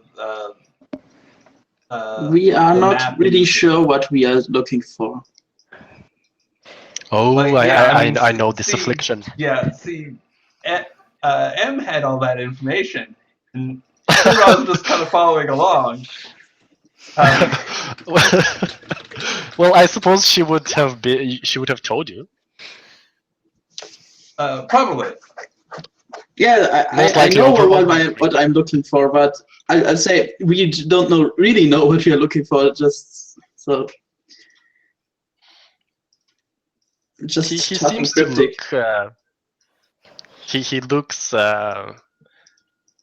he looks at you directly into your in your eyes, or if it's visible where your eyes are. But he just nails the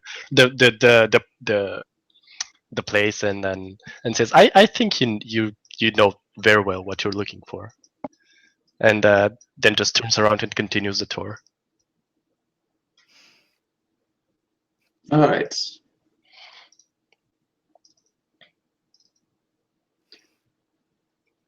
So the lady was yeah. I mean, it's certainly possible to look into Squidmaw's eyes, but it's disconcerting because they're not like the normal distance apart. They're much farther apart. And they're like I have problems understanding you. And they don't like look back at you. They just look like like they're just there. Just kind of there and kind of dead. I think my internet is not working correctly. I lost connection to Hasse and Ariel. Sorry. I'm yeah. Prepare for non-English speaker. Yeah, I don't have any problem seeing you or anyone else. I see everyone. And now I hear you too, but I don't see you. Well, you can try refreshing. Yeah, sure. Sure do. He says, well, the lady that came with you didn't have any problem looking for what she wanted. She's up to her neck in maps of Cool. Yes. Do you see us all? Yeah. Except Hasse, but okay. that's not an error on my side. Well, I'm sure Em will find it and trek off and run into horrible things.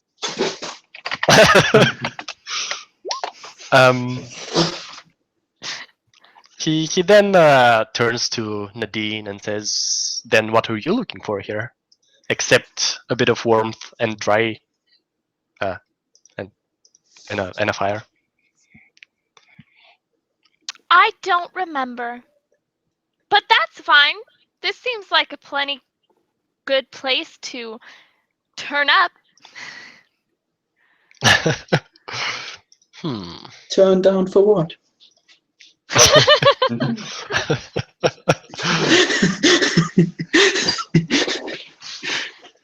Nadine does not have glow sticks. Let me see. Sorry for the bit of downtime.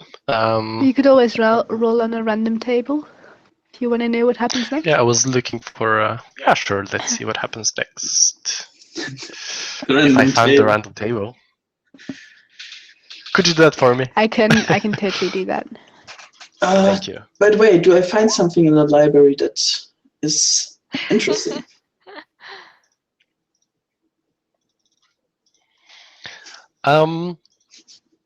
Yes, let's see.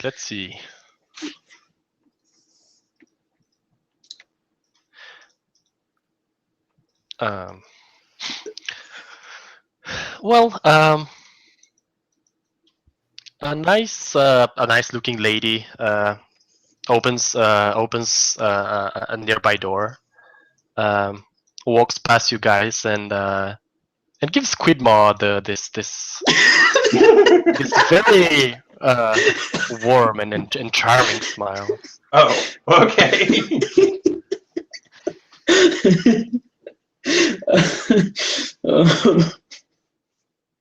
Okay.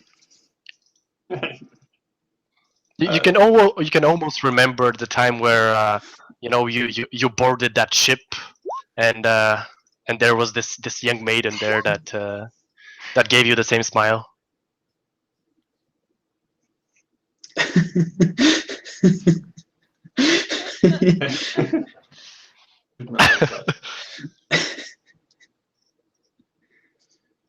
Yeah, Squidmaw will kind of nod back and then under his breath to Aqua will say, "And who's this poor demented soul?"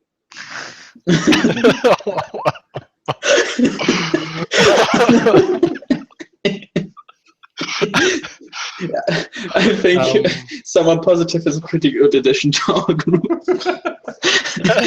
Someone not being sarcastic all the time, not being negative all the time, or someone slaughtering inside every time. Would I have seen her give him that smile? I'll probably comment, just oblivious to what Squidmaw says. What a kind, wonderful lady.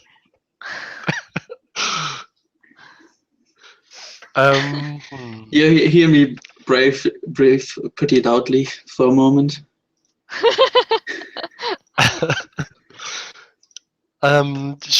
She is quite nice. Well, Mr. Well, not Mr. but Squidmaw. Well, actually, you know what? He would call you Captain Squidmaw. Okay. She is this youngster that is she is trying to learn our culture, not our culture, but our craft, our what we're doing here. But she also wants to has this adventurous spirit in her. I'm guessing she's just she saw that you're a man of trouble and is curious to get to know you. Very well. Another one of your youngsters.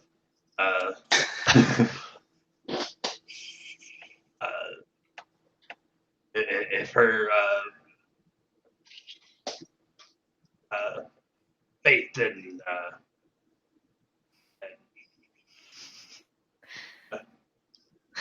sense of propriety is so poor as to want to get to know me, who am I to stand in the way?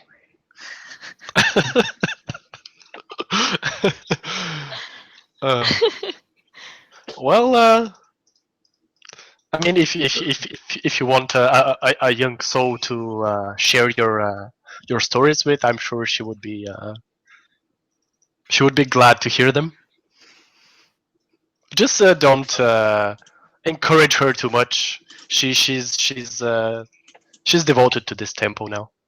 Oh, okay. I wouldn't want to corrupt her. and there's just no telling whether or not Squidmaw's being sarcastic or not when he says that. He's not sure. She's probably not, yeah.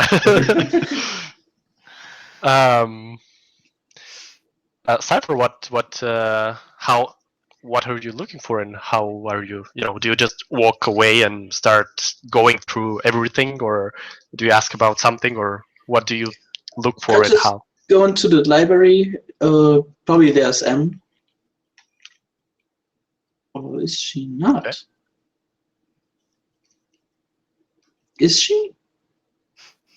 She's all over the place, finding something and then remembering, oh wait, this may be the second half, and then goes back to the other room and just goes crazy around the whole place. Basically, I won't get any useful information from her. Probably not. So I'm looking on my own for the titles of the books and what makes sense and what does not.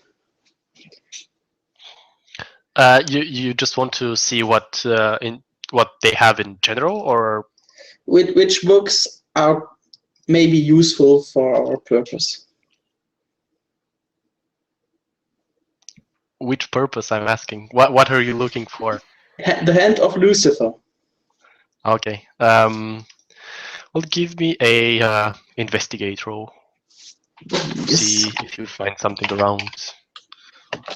And Leader Aqua doesn't seem to be against someone, just walking off and going through his stuff. But the only says just be careful with everything. Okay, it's at some of those are uniques, and just be careful.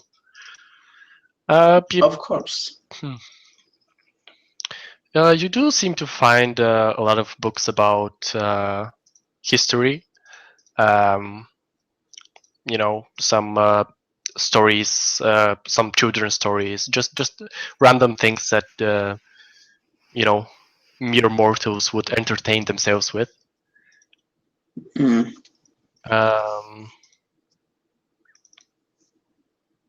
But nothing that catches your eye too much. Okay, then I'll take a break and go back and sit down for a while, thinking. I imagine. imagine. Bored. I imagine I will have kind of snooped a little and see if I could see what he was looking at or looking for, and then when he sits down, I'll watch for a minute, and when he looks bored, I'll probably walk over to him. Did you find what you were looking for? Not exactly. But kind of. Yeah, kind of. Well, that's a start. Indeed it is. So, what are you looking for, by the way? Is there any special reason you are on this island, or? I stay in Blackwater, and I've recently been having dealings there, but I don't remember. How did you come here? That is a very fine question, and I am sure that I will figure it out, and when I do, I will probably explain it to you. Hello. I look a bit down. So Dimi's internet died, but he's coming back, I think. Okay. And By the way, there we go. Ariel, you might also, like, if you want to find out more, you could always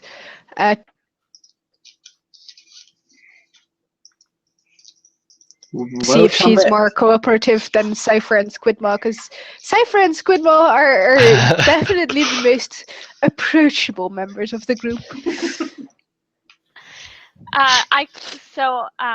If I wanted to find out more, I could what? You could talk to M, Dimi's character, because she's also running around here, like, looking in books, and she might be more cooperative than, say, a Cypher. Okay. Yeah, if he seems like he said hello and he said he's kind of found what he's looking for, so I'll explore more, and if I see her doing something, I'll simply ask what task she has set herself upon. She's running around rooms, as I said, and mumbling something about treasure and maps, and I guess you would catch something. Oh yeah, and have those two found the information about the hand, without even noticing that she doesn't know you? She's just all about looking at maps and being furious that something doesn't show up. Okay, so then she's asking me. Yeah. Okay. I was told kind of, and I insisted that they not give up, but they are a bit sour. At this point, she realizes, wait, I don't know that voice. She looks back, she looks at you, and wait, who are you again? My name's Nadine. It's nice to meet you, and I'm here to assist in any way you may need. She gives it a thought, and well, First of all, I'm going to need the second half of this map, and if you have the time, you can ask around the Hand of Lucifer. It's a secondary thing, but you who knows, you might find it. Done and done. Good. And I'll turn around and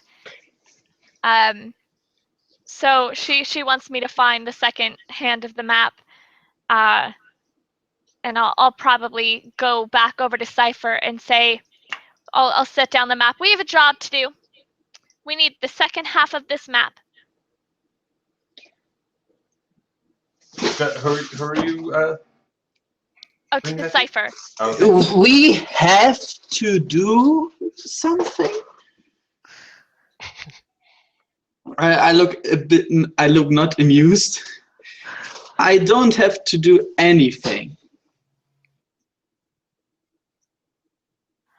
Let me just explain again. We have a job to do. We have to find the other half of this map. And I say, I'll do as I please. Uh-oh.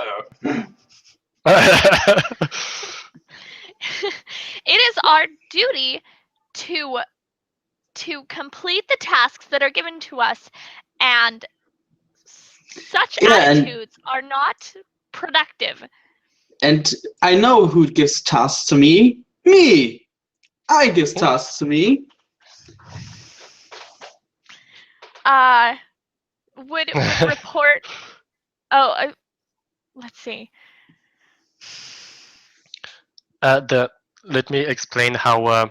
If you want to influence a character with your roles and skills, it has to be something that you both agree on. Yeah.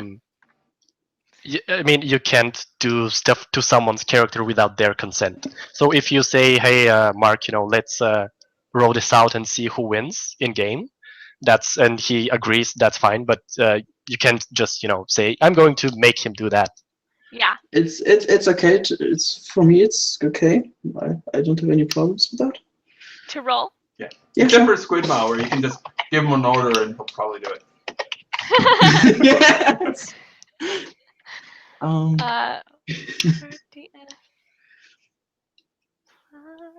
What do I have to roll for that, by the way?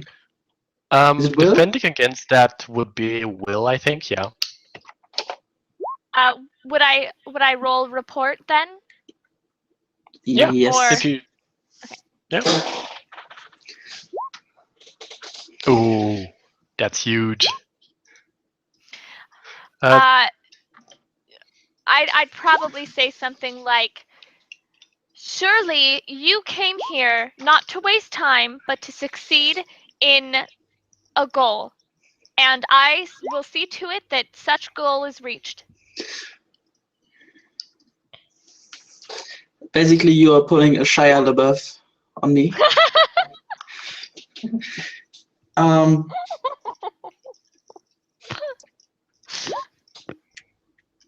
I just look up, say, "God, okay, all right, I will go. I will go. Just be quiet already." And I'll look satisfied, and I guess I would just go off to look for the other half of the map.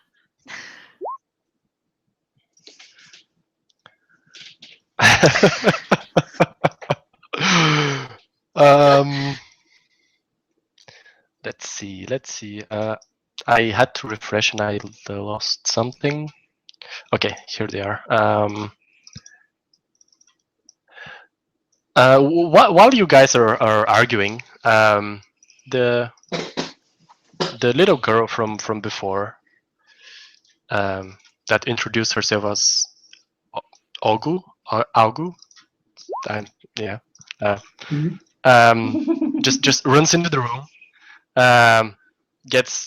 goes to Nadine and says, the lady in the other room said she found the other half, and she said she wants you to look for the hand instead, and can I throw knives at the big guy there?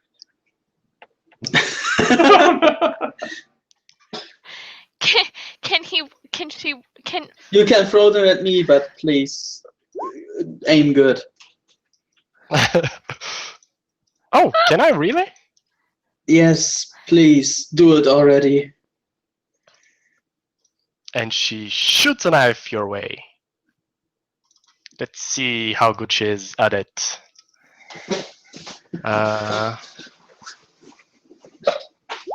She doesn't have the skill, but No, it's not.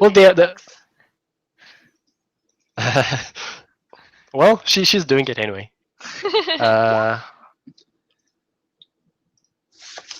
I don't know how. Yeah.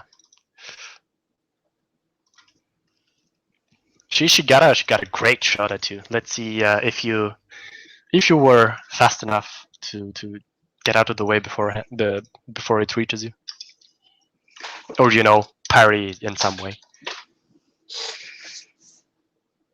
I'm gonna catch it.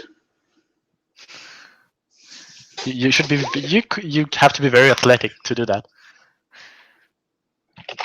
All right.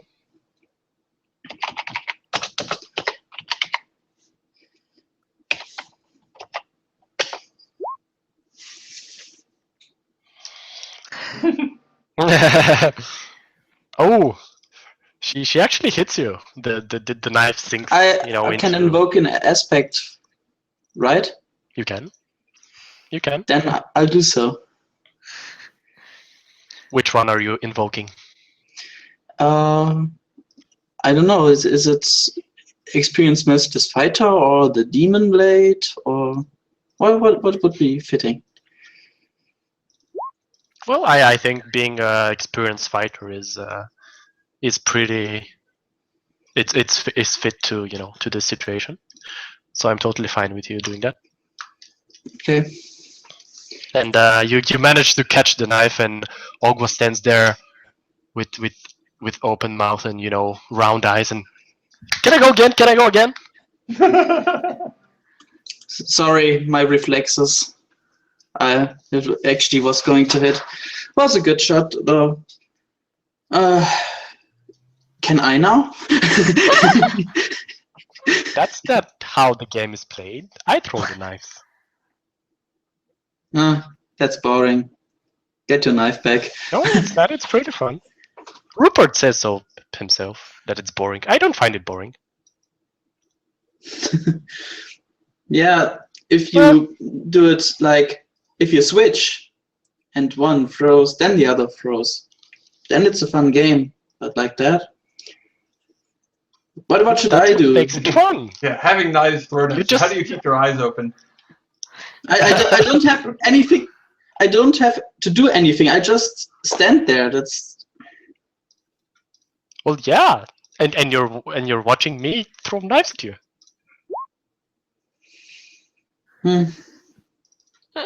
Nah. How is that fun? Oh, you're boring.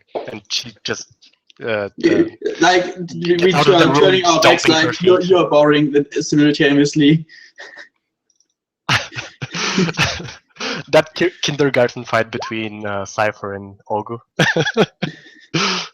You're boring. Oh, yeah. No, you're boring. I'll probably watch in minor confusion and amusement, and then, well then, back to work. Hand of Lucifer book. That's our job.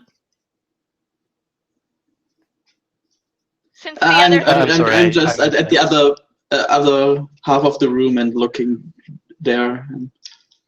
Okay. Is there? That's all I know, right? Is the title that the little girl came back with? Yeah. What I'm told you as second of all.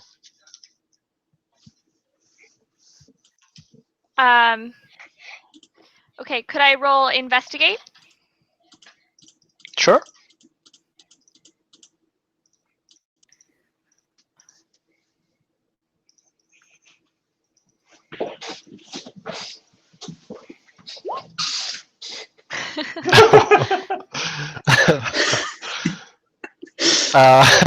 That's gonna be fun. The floor floor seems to be not full of books. No, indeed, it doesn't. And while looking for the thing you were looking for, you opened this book, which looked very promising, but then you opened it like. You found a great recipe for meat to broil. Maybe you did, but the problem was not that it was a good recipe. It's cool that to find a cool recipe always, but the problem is that as you were opening the book, you tore it apart. So basically, one half of the book is in one of your hands, and the other half is in your other hand, and no one is around you right now to see, but someone might come and see you. Well, I will look at the book and be like, well, I guess I should repay these people for this book, and then I get a lovely book for my library. And then I will walk with both pieces to whoever was it. Oh, I can't remember his name. Aqua? Yes. Oh no, wait, that's a kid. No, That's Aqua is the old guy. Oh, Aqua. Okay. Then yeah, I'll walk to Aqua and say, I just don't know my own strength.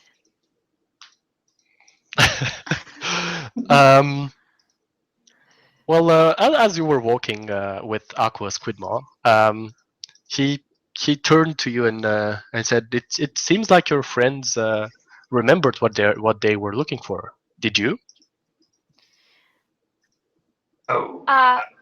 Oh, was that to me or was that? That was to Squidmaw. Before Nadine walks up with the book. Okay. Oh yes.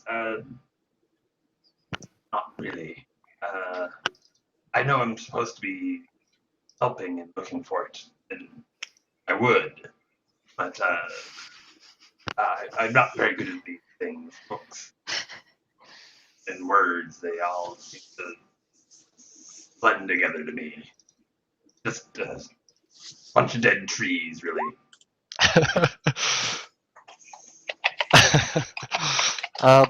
Well, I can't say I'm not a bit relieved that you are not the one inspecting our more delicate scrolls. Thanks. But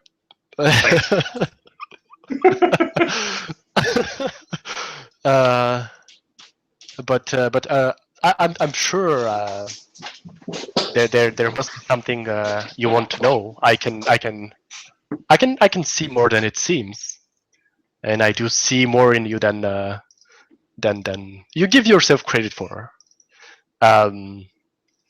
So if there's a way I can help a cursed soul, it's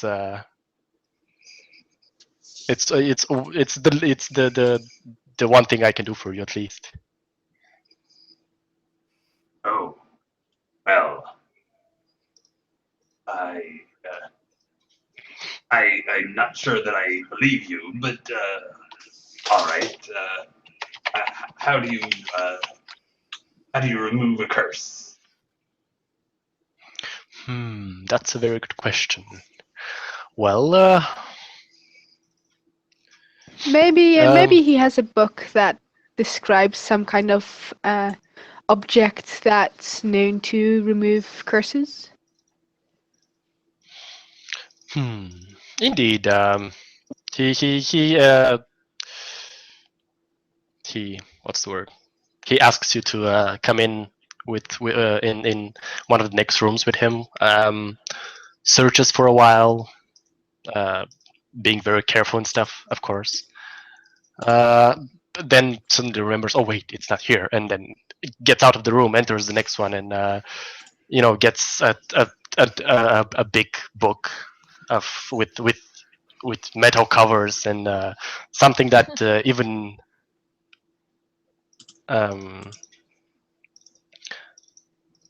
even you would have to try to destroy. Okay. Opens opens it, reads, searches with his finger very carefully, and says, I think this can help you in the long term. Once you would have to spend the time, to look through it and find the right ritual for what's afflicting you. But let me see here. And he searches his robes, gets a very small potion, and says, "Well, that's almost over. But if you go outside to the nearest, well, not to the nearest, but to those colorful pools of liquid, you would find that the purple one would bring you a bit of peace, at least for a while." Peace. So you're saying it's poison. Very well.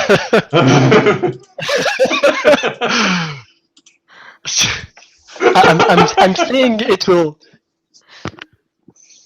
protect you from your curse for a bit. Just when was the last time you took a bath?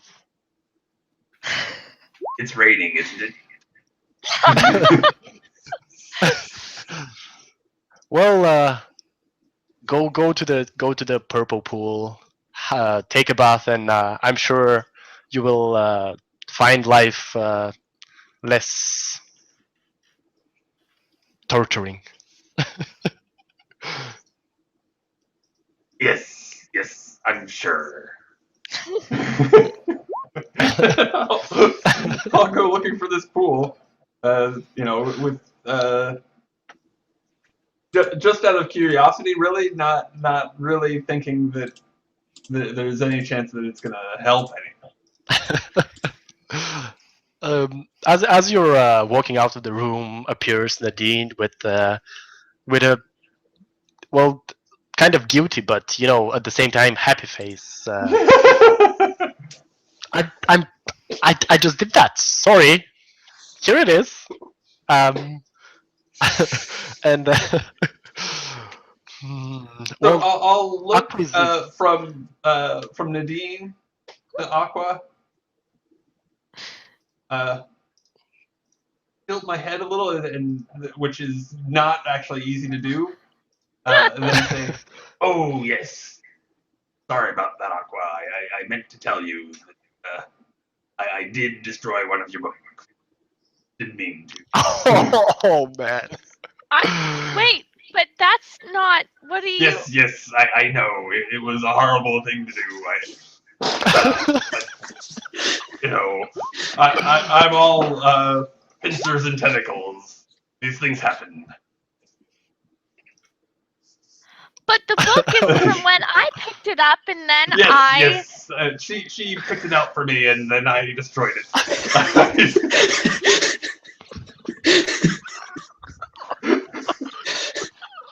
What are you going on about?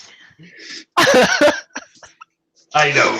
She's trying to take the blame because she doesn't want me to get in trouble. But but I can't let her. Oh, give me the deceive. Okay. Even though you probably believe in that. Let me make sure that I have the +1 that I think I have it. Yeah.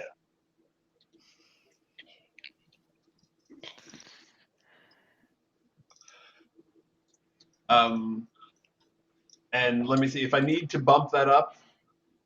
Yeah, sure. Let me roll for him. You.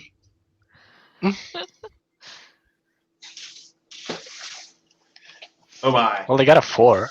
Oh, okay. So even if I do bump it up, it's not going to do the trick. Well, you can try re-rolling, but that has not a huge chance of succeeding. Yeah.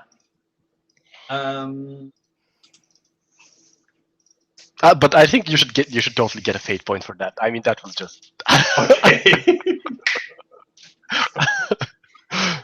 You could even say for a fate point that the guy didn't see through it and is now blaming Squidmo.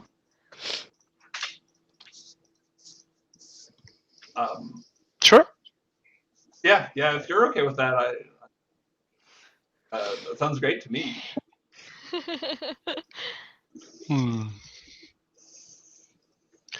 Well, sure. He looks at the small lady there, and then to you, and then again, just not knowing what to think exactly. But wait, you did this after I just helped you? Why would you do that? Well, technically, it would have happened before. Yes, and I just didn't tell you. Now Nadine has brought the book, so now you know. He just shakes his head and I'll hold the book out to him and say, accidents happen, but now it can just be, what's the word? Now it can be given special care. Oh. Let me just see something.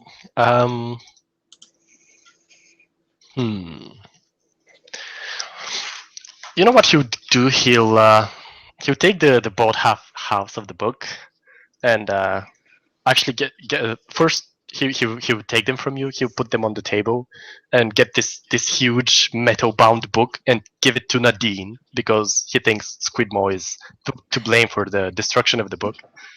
And you know it's this huge book you have to carry, and he takes the two.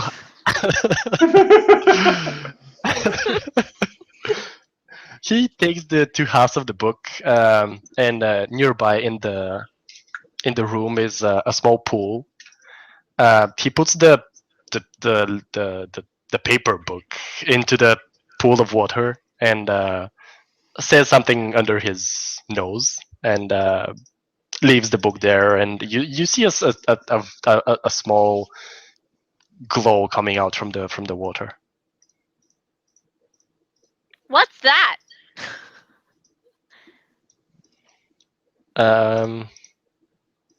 This young lady is magic. What kind of magic? Well, it's sea magic. I'll kind of adjust the book and try to lean over and look at the glow and be like, so then everything turned out okay. Careful there. This fellow knows a lot about curses. Why would you need to know about curses? Well, that's what magic's about, right? Do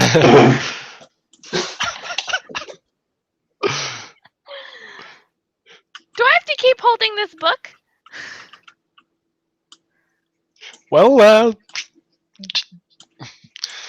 you can leave it somewhere and take it afterwards, but just be careful, okay? Just not everything can be mended. So, should I go to this other pool still, or is that I no longer welcome? Yeah, and you wouldn't want to destroy a book about curses.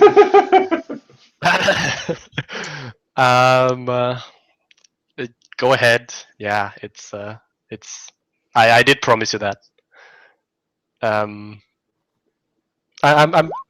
Would Cypher be just sitting there resting, or would he go look for the other people around? At first, I'm looking for books, and when I realize that nobody is watching me, I just go back to the seat and chill out again a bit. I haven't slept in a long time. So you were dozing off, and then you heard a giggle, and then a sound of, a knife puncturing the wall right next to your ear, and then another giggle and steps away from the room. I wouldn't wake up because I wouldn't open my eyes because of such a nuisance. This is not relevant enough. Fair enough.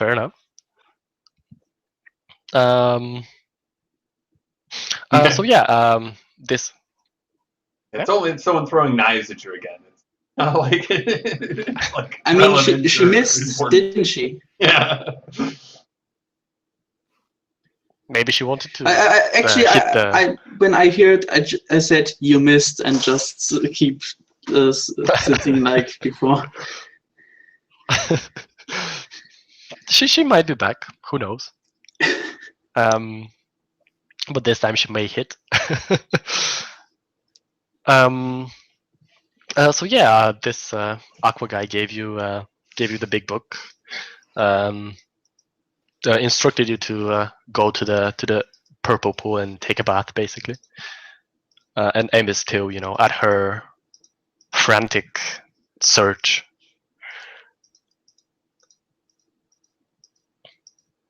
Okay. Yeah, what would you want to do next? So I'll go look for the purple pool. It looks like just yep. I'd probably follow him just for the sake of leaving Aqua and confronting him about taking the blame. So you can do that as you're walking towards the pools. Yeah, why'd you do that? Oh, it worked. Nothing. That's not true at all. I mean, you could have. I did simply just was nice. You, sir, are a nice man. But the innocence of youth.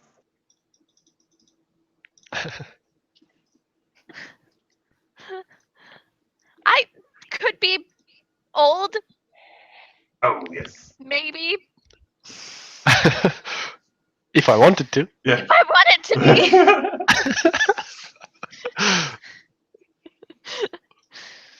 Well, I know you're not a child, but how many years have you seen? Oh man.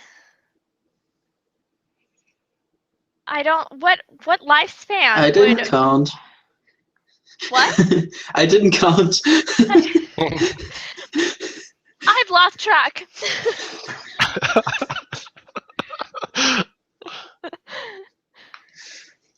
Well,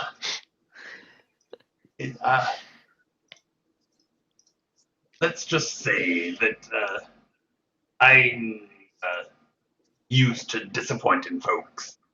So one more person, it's not a big deal. But it seemed like you were enjoying this here repository of dead trees. So I didn't want you to miss out. Did you say you disappoint people? All the time. That's just unacceptable. I know.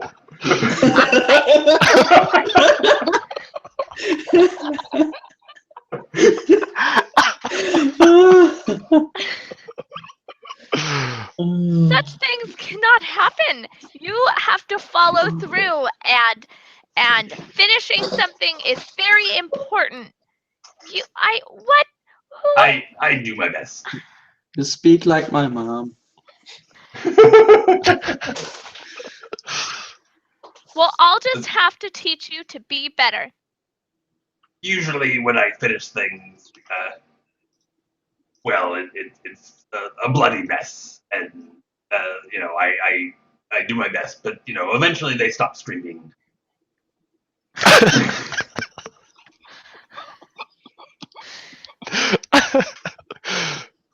Nadine internally wonders if he just has some weird British-like accent or if he's being literal. Oh. Okay.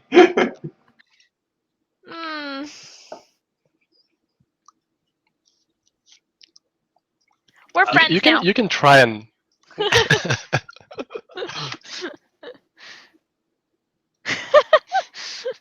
Cypher's mother. Oh gosh. Yes. Well, yeah. Squidma has a face that only a mother could use as inspiration to discover like abortive teas. Oh gosh. Oh.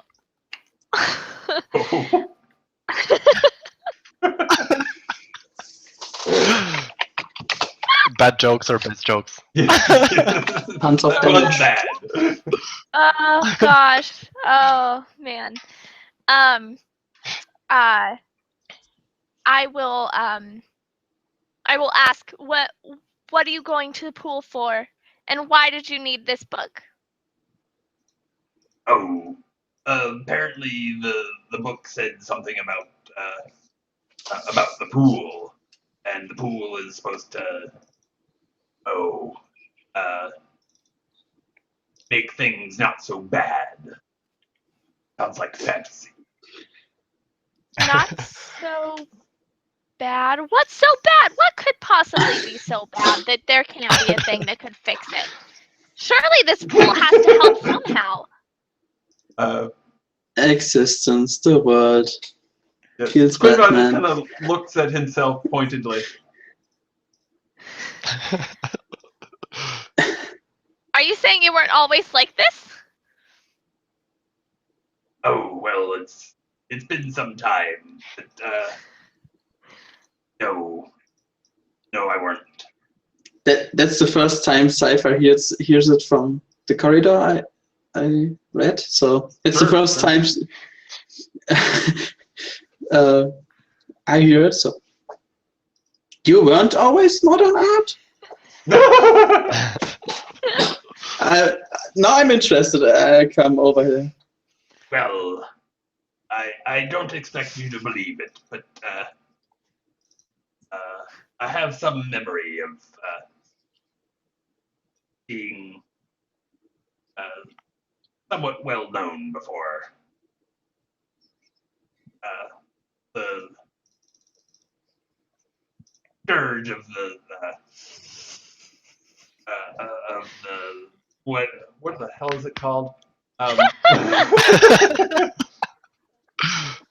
What's the name of the sea between the two? The serpent something or other.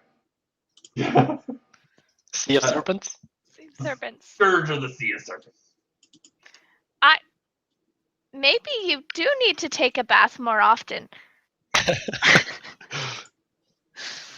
I don't think it will wash out. No.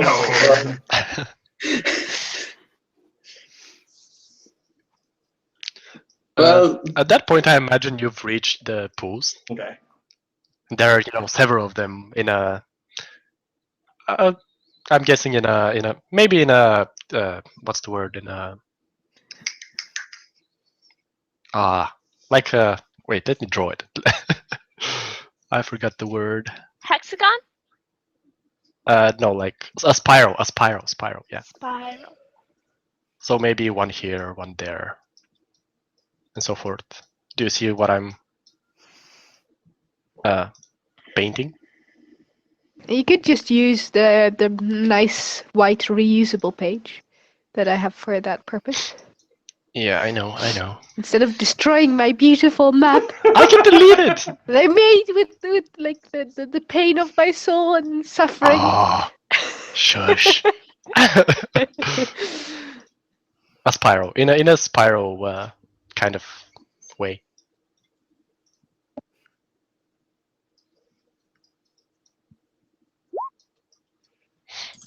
whoop. Okay.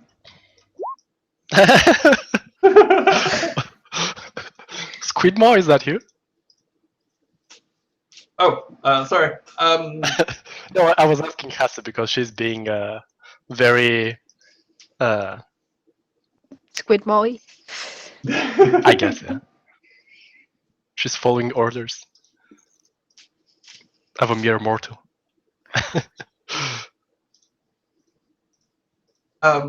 So yeah, at the purple pool, I'll dip a tentacle in and see what happens. Well, you dip your tentacle in, and under the water level, you see your hand, as it were, as it was before you got cursed and stuff. Okay, I'll pull it back. It's a tentacle now. Okay.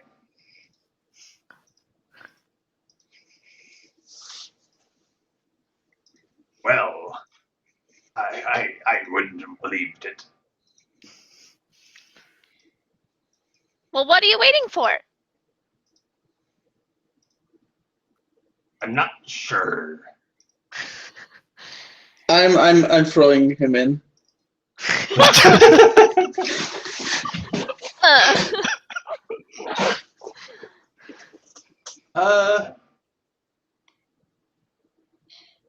Yeah. Okay. So Squidma is like thinking about it and getting ready to maybe get in, but I'll resist. I'll just help him getting in. Okay. Cool. Do I Let's have roll to some roll? dice. Okay. So would that be athletics or physique?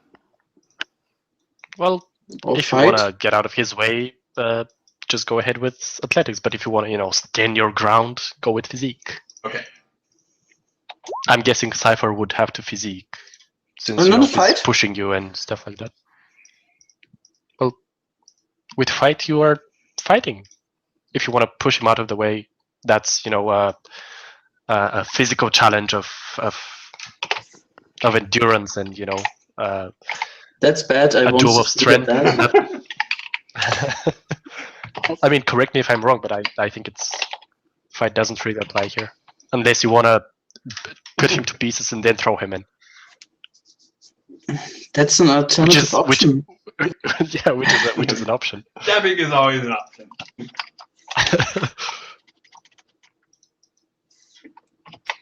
So, yeah. So yeah, Squidrod turns around. You push and he's very solid, and he's got like this heavy armor, like not like chainmail or anything. It's like crab chitin, and he rocks forward just slightly, and then turns around and sort of maybe looks at you. I mean, there's the whole eye stalk thing, but I look a bit surprised and knock on the shelf on the armor to check how solid it is. Nobody's home. It's pretty solid.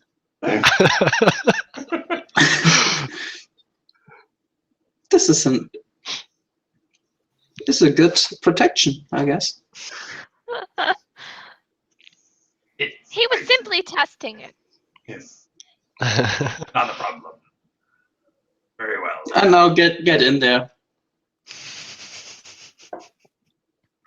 How do I get into your shell? Oh, you don't want that. RPG without context. So that's good protection. Now get in there. Well, you guys began. So actually, you're getting into the pool, or trying to squeeze under Squidma's chitin. No, he ordered you to get in there. Oh, okay. It's an order, Squidma. Okay. Very well.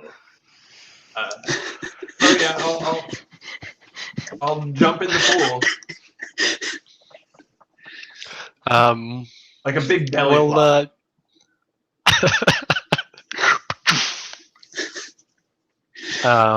Yeah, as you can all imagine, you see when you go underwater, you see yourself at your best, basically, when the best pillages of your life, and your strong body, ready for a fight and for a duel to the death and everything. And you remember all that. You forget all about those about your curse and about the horrible side of the world. The horribleness that you didn't create yourself. I'm going to stay in here. But yeah, you relive and remember all of that. Okay. How does the pool look, by the way? Does it look special? It looks purple. So, in addition to the memories while I'm in it, am I like back to my old self? I would imagine. Or is it just memories? No, you're back to your old self. Yeah. Okay. Yeah. Can we see this? That's up to Brad. Sure.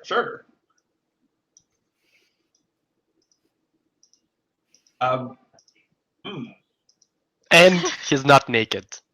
Okay. Well, I was just gonna, assume, but thank you. But then we just see a hand or something like that because of the cloak. Oh. Well, I don't know. He has his pirate captain clothes and everything. You would be able to see that. It's not just a cloak and him hiding underneath. Modern art vanished. And who's that guy now? What? But isn't that him? It is. I don't know. It is I. I told you everything would work out. Everybody could say that. Anybody could say that. I think I just need to perhaps keep a tub of this with me, and together we shall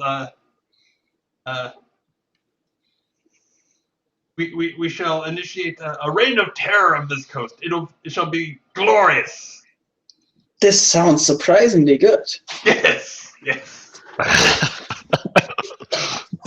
I get super excited. a reign of terror. Yes. This sounds like actually we could have a lot of fun. Look around the holy chapel kind of place and just is anyone okay? After the first few kills, you'll get entirely used to it. Trust me.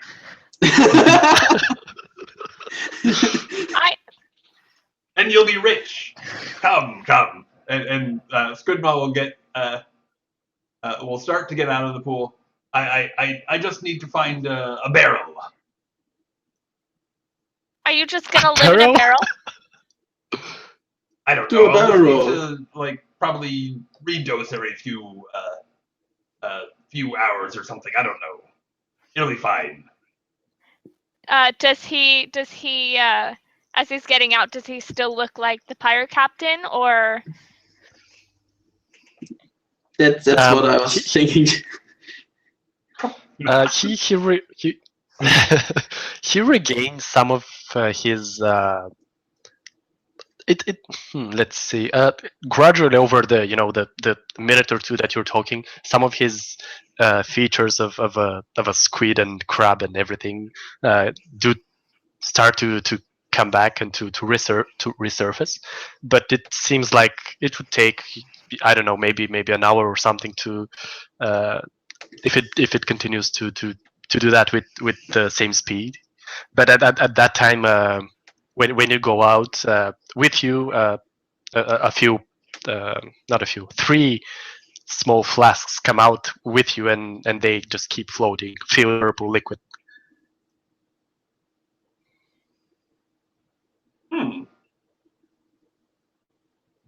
That's interesting.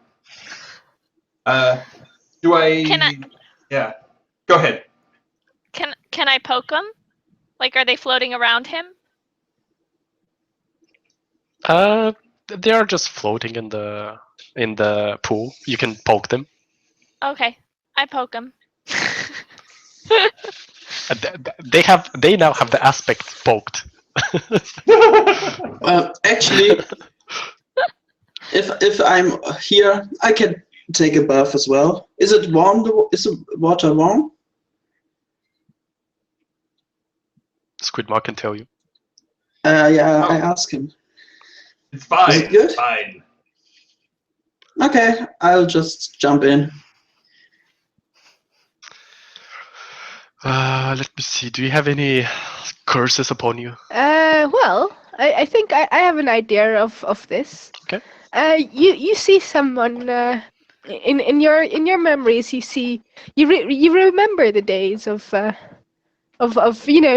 long ago, and you see your sister, and she's happy and smiling and like talking to you about some kind of like a new project that she's working on. Just like you just kind of remember those days and the peace and comfort from back then.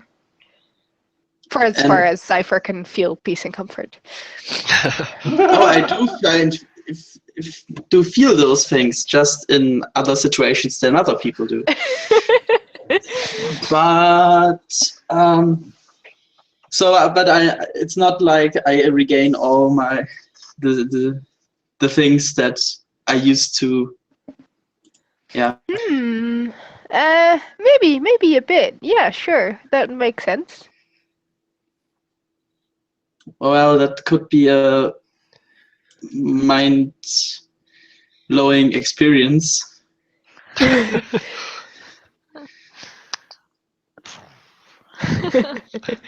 You see 6 wings emerge.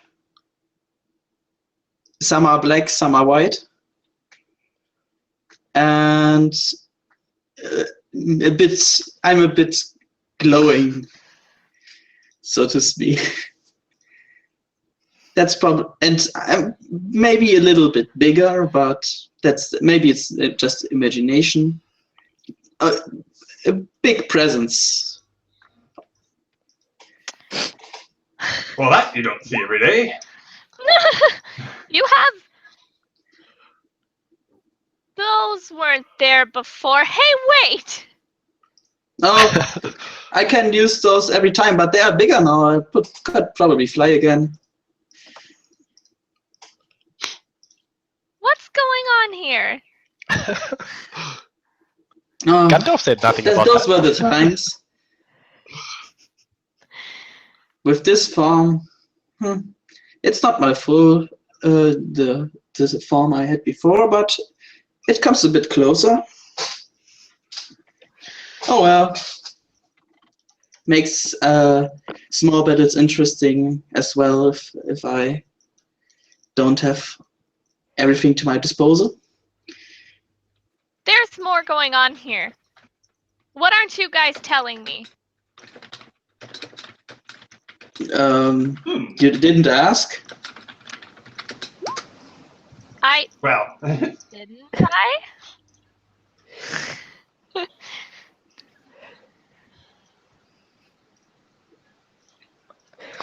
not telling you. You I just go out again. It has been nice. Maybe going to return there at some point. So not telling any of us. Hey, do you want to try it too? Maybe something interesting happens as well. Maybe you grow wings too. I put them back in when I got, by the way. I know who I am, and I am sure that puddle of water would do nothing to me. You, on the other hand, and she'll point to Squidmaw, that reign of terror thing might work better before you take the bath.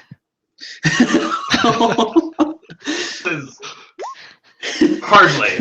How am I to manage a crew in that miserable state? I do need weapons, though. Cypher? I got the rapier in our ship that I took from this one pirate captain thingy. Don't know. He was a weakling. Maybe you can use that or the hammer from the one shipwright. That will have to do. Can use both. No. Good. Both of you have a serious problem, and you think that a simple bath will help? Wait. Yes. What kind the of barrel trouble do I first, have? right. A couple of flasks are simply not sufficient. Why? By the way, are you saying that we have a problem? I thought everything is good every time. And now that we're having fun, it's a problem? You're strange. Everything is good because I'm coming with you. And we're fixing these problems because you aren't going to disappoint any more people. And you, well, I just don't know with you. You think you can fix my problems? That's adorable. That's adorable.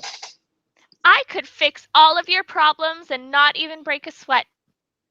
I want to see that. So, Cypher, are you truly a fallen angel? Is that what I'm seeing here? Not really. I'm a bit, demons are, to my knowledge, fallen angels. And my father used to be one, and my mother was in Seraph, so yeah, that's basically it. Excellent. I think that such an ancestry will make a fine addition to our legend. Yeah, I didn't understand. Sorry. Oh.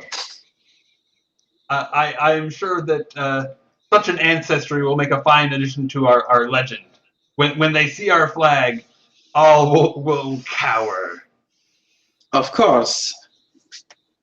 Why not?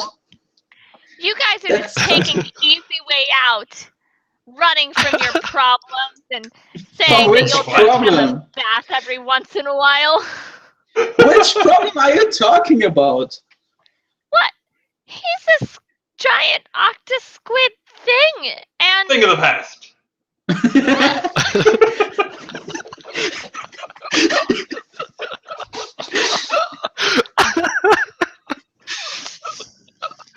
You have those bottles. You're going to be fine, right? Yes, obviously. Probably gonna be help if you just drink them, and then it's gonna be. We'll see. Yeah. I'm not.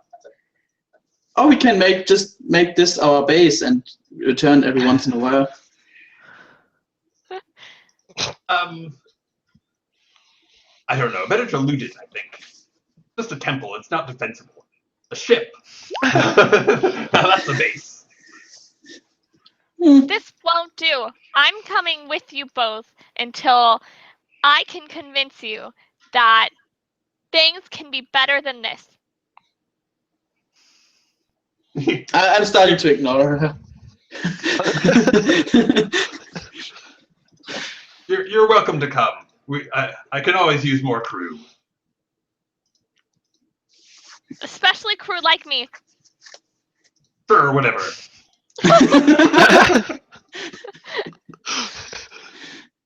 So yeah, I'm gonna start searching around for a barrel. Oh goodness. And let me know if I see any. Oh, go ahead. You can find a barrel somewhere around without too much trouble. As searching though, you notice your skin changing a bit and sometimes forgetting who exactly you are. But in time, that happens a bit more and more. Okay. That over a gradual It will happen gradually over the next, an hour or two, something like that. Oh, okay. So you can, roleplay that as you wish. Okay. Will do. Maybe by any chance this pond is full of the legendary lemonade album. That's reversing the curse. And we just Maybe have it to is, find the but, recipe. So was the barrel empty, or was it already full of something? Well, you can decide. Okay, so I'm gonna assume it's like You can find a full one. Full of probably some like important supply. Maybe it's just normal water. But I'm gonna pour it out, and then go back to the pool and fill it with that. Sure, you pour out whatever was in there, not caring at all. Yeah. Because who would? When you try to scoop some of the liquid, it doesn't stay in the barrel. What? It just goes through the barrel and stays in the. It's like the barrel doesn't even make a ripple in the water. Okay. Yes, you just have to drink it enough and keep it in your mouth. You do push those potions that came out though. They seem to be recognizing the barrel. Okay. Well, I'll grab That's those recognizing, and like stow them, and give one more look around to try and figure out their origin. Like I'll look at the ground right beneath where they're floating to see if there's like maybe someone like invisible standing there holding them. Wait, holding what? Holding the flasks. Oh, no, they're floating in the pool. Oh, in the pool itself. I see. They were. Yeah. Okay. So yeah. Then when you try to scoop the water, you push them with the barrel. That's what I meant. Oh, I see. Well, I'll fill them, and stow them in a pocket or pouch. I guess pockets aren't a thing. And I'll try with the barrel one more time. Like, damn it! Start to the side. It's the same thing happens. Okay. Well, let's get M and get back to the ship. And I'll start stalking back towards the temple. You don't want to talk to Aqua about what's going on? He's having fun. He's enjoying himself. No time. I don't know. Do you think there's any valuables here? Seems like it's just books.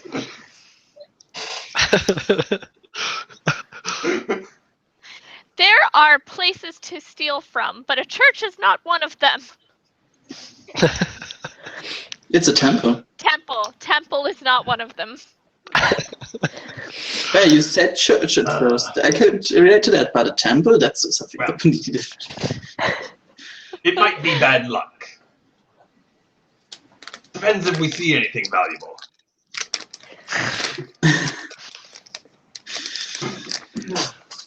You realize the book that you were given would be pretty valuable to you. Too bad you can't steal a book that was given to you.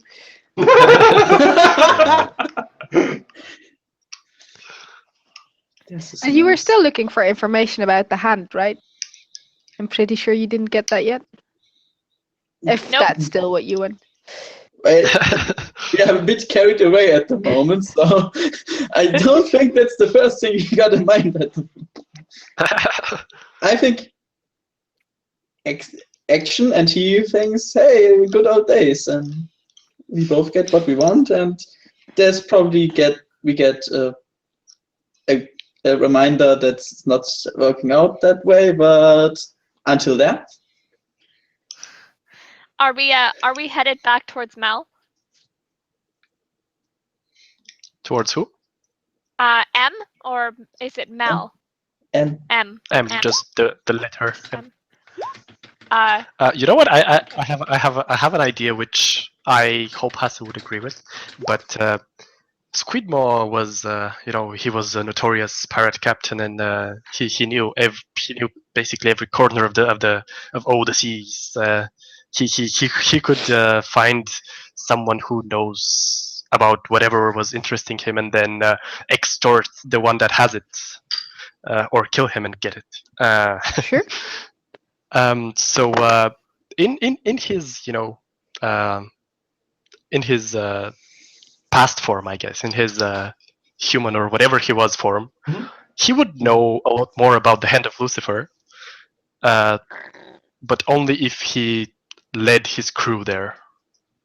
He won't be able to blur it out. He just knows something inside about this object and this item that drives him to it. It's a treasure of all. It's the biggest treasure of all. To your mind. Oh, yeah. The hand itself, or the treasure that we were seeking before. I'd be able to find it if I was on the hand. The hand itself, which is... There's two hands. Yeah. There's the ship that's called the Hand of Lucifer, and then there is a mysterious treasure or object or something called the Hand of Lucifer. Yeah. So you were looking for information here on this, treasure, whatever it is, called the Hand of Lucifer, and you might know more about it. That's what it means. Okay, sorry about that. But only while you are like this, right? Like you are now. Yes. Okay. If that's okay with Hasse, because that would be, giving out information. Yeah, sure. Okay. Okay. Well, do I? So do I? In my present form, do I know like which direction to go, or like like the specific place to look?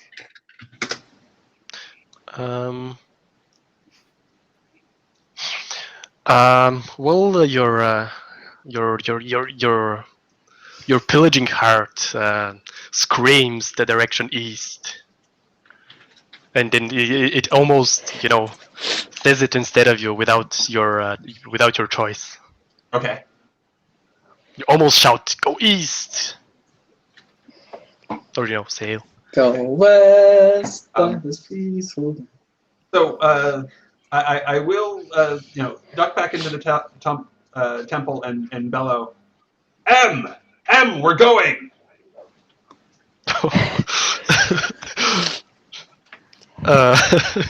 She walks out of the one of the halls, I guess, and with a bunch of scrolls, looking around. Wait, who are you? Who said that? Don't you see it? It's modern art in not a modern art manner. I'm Red Tom Herring. You knew me as Squidmaw. The treasure we seek Squidmaw. Is, the treasure we seek is to the east. Let's go. Wait, let me just. No, let's go. We can return here later.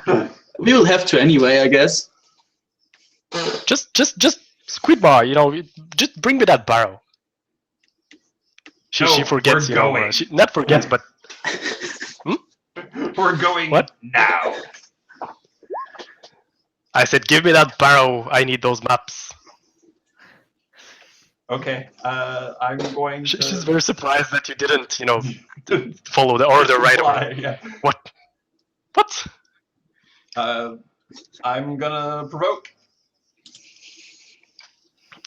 Sure. Let me... Listen here, Missy. The way this works from now on is you follow orders, and we will get rich. If it goes the other way, then you will get dead. How do you like it?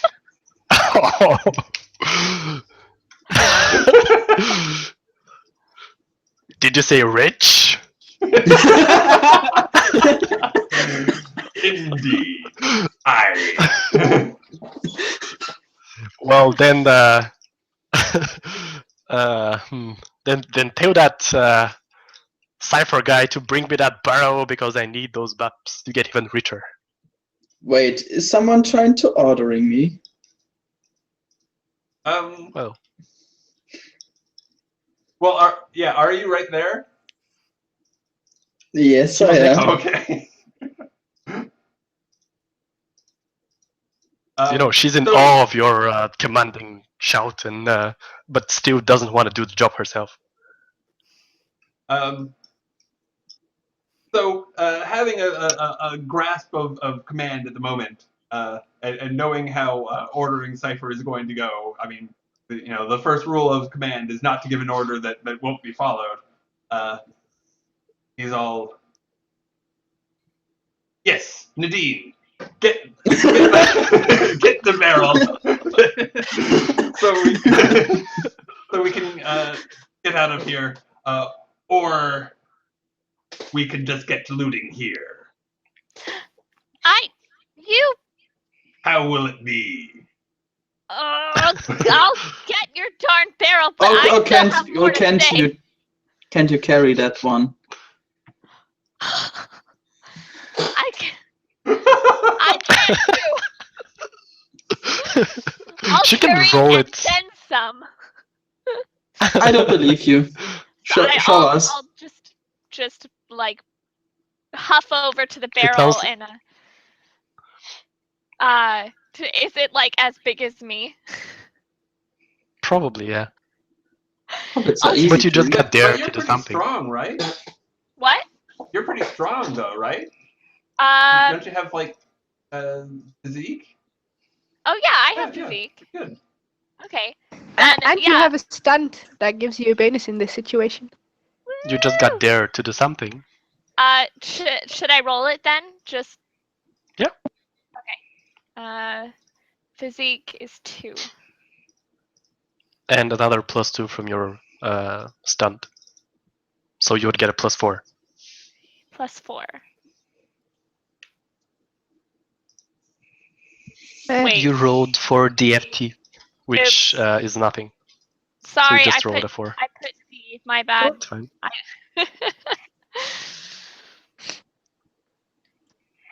Like whenever we play with somebody who's new to Fate, it's always like 4 FD or like FD4 or something like that.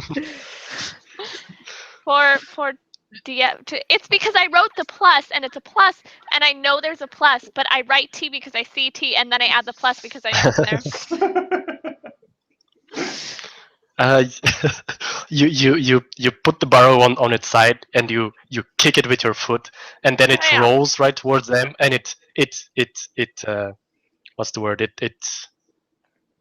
Skips? changes its position again. So it's, as it was rolling, it jumped and it fell down Yeah. as it should be.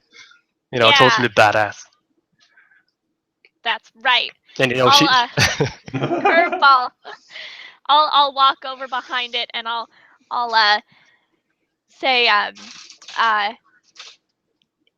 you do well not to doubt me. Oh, Yeah. Good enough.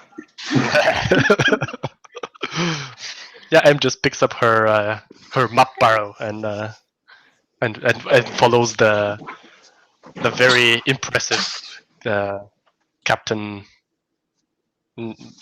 Red Tom Herring. Yes.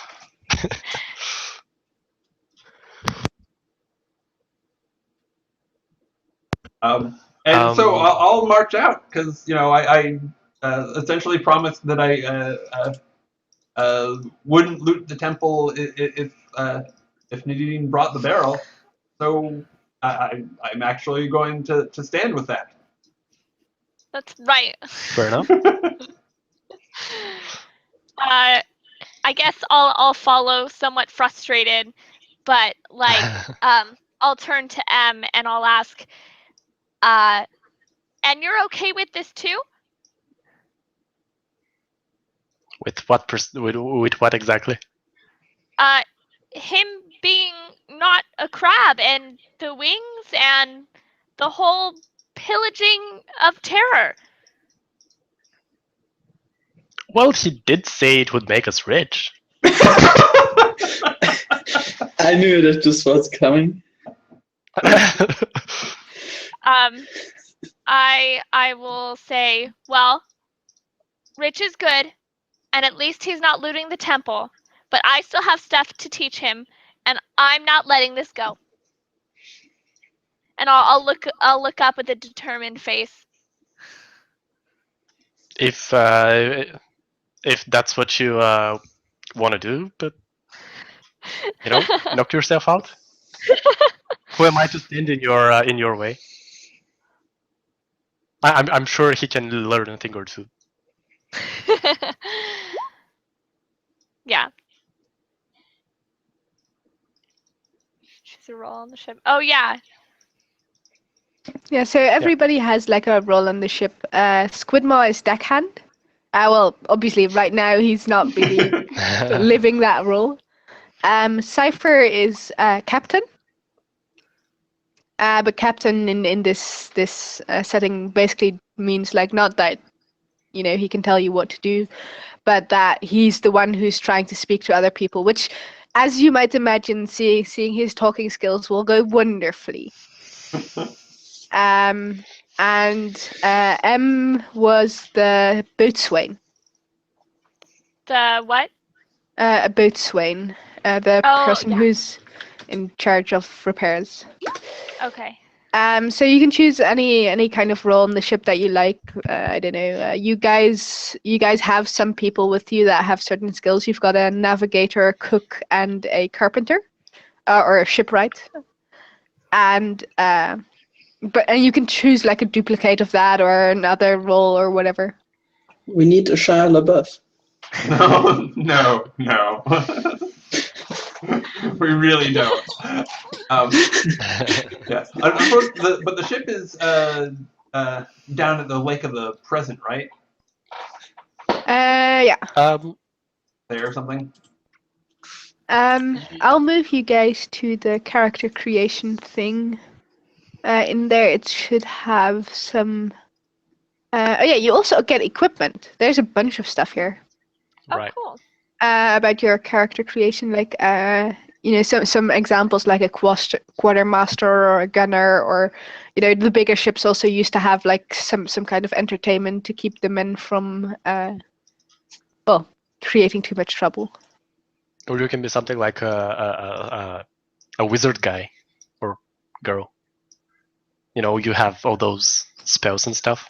Yeah, or I'm sure the person who does the health, I forgot what it's called right now, but the doctor. Surgeon? Yeah, the surgeon, exactly, that one. Oh my gosh, these pictures.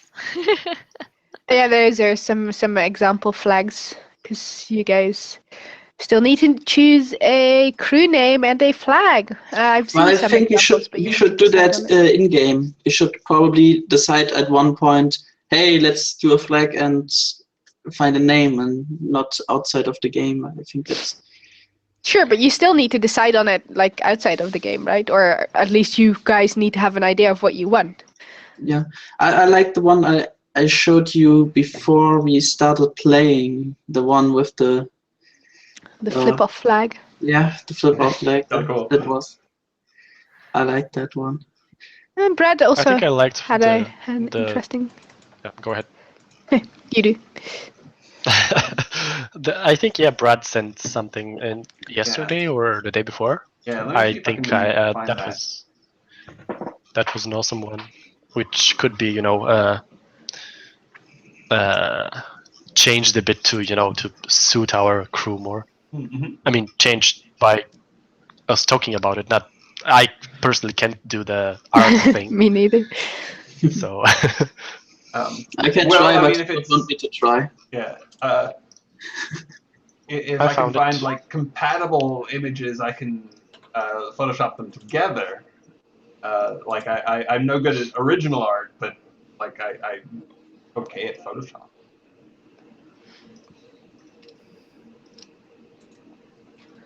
Well, we should really, at least talk about it out of the game, because we still haven't at all.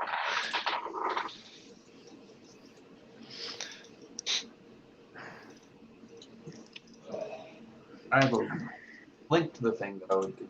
Oh, you already got it. I did send it. Yeah.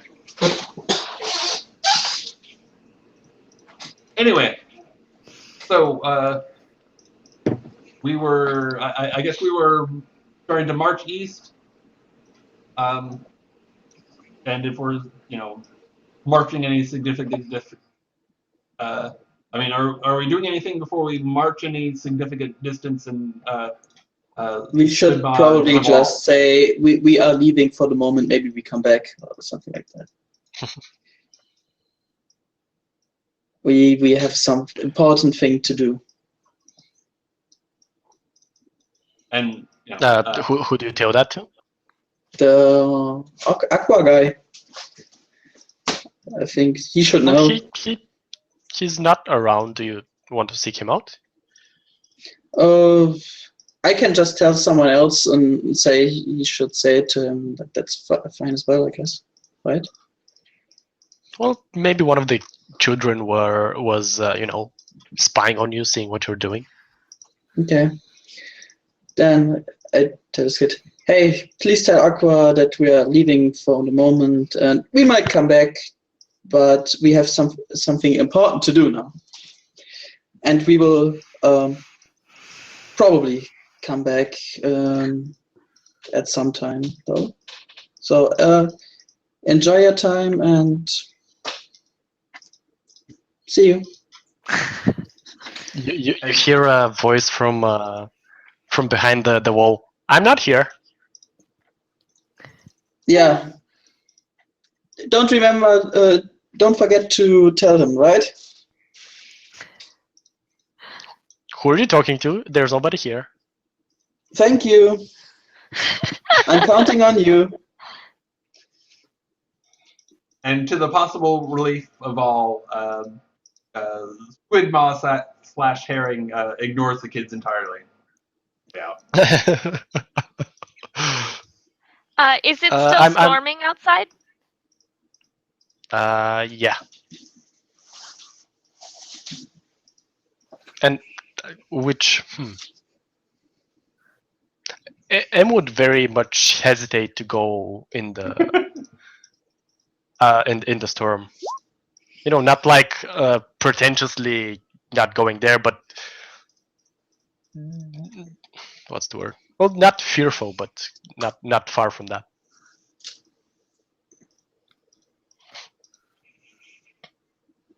But then again, you did roll a 5 against my 0, so she would follow. Do you want the trail to get cold? Do you want to get rich or not?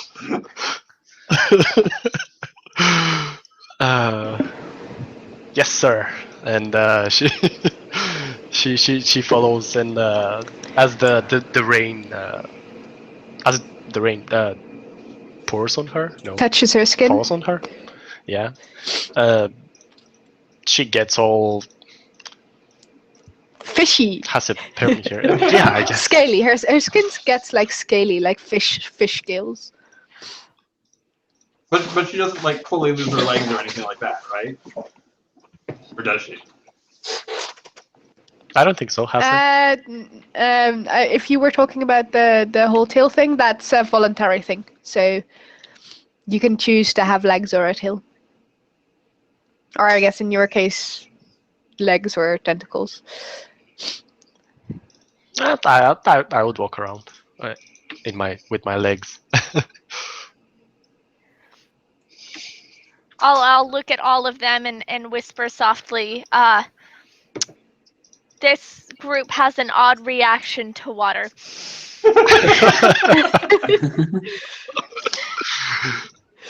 Maybe you should do something. You may have a point there. Maybe you should incorporate that into your crew name. Oh yeah. Oh man. We can totally use this as a something like a defense when someone tries to board our ship. We pour a a bar of water over each, and we intimidate them to death. Fine That to could me. be a thing. Wait, no, not fine to me. If they run away, that's boring.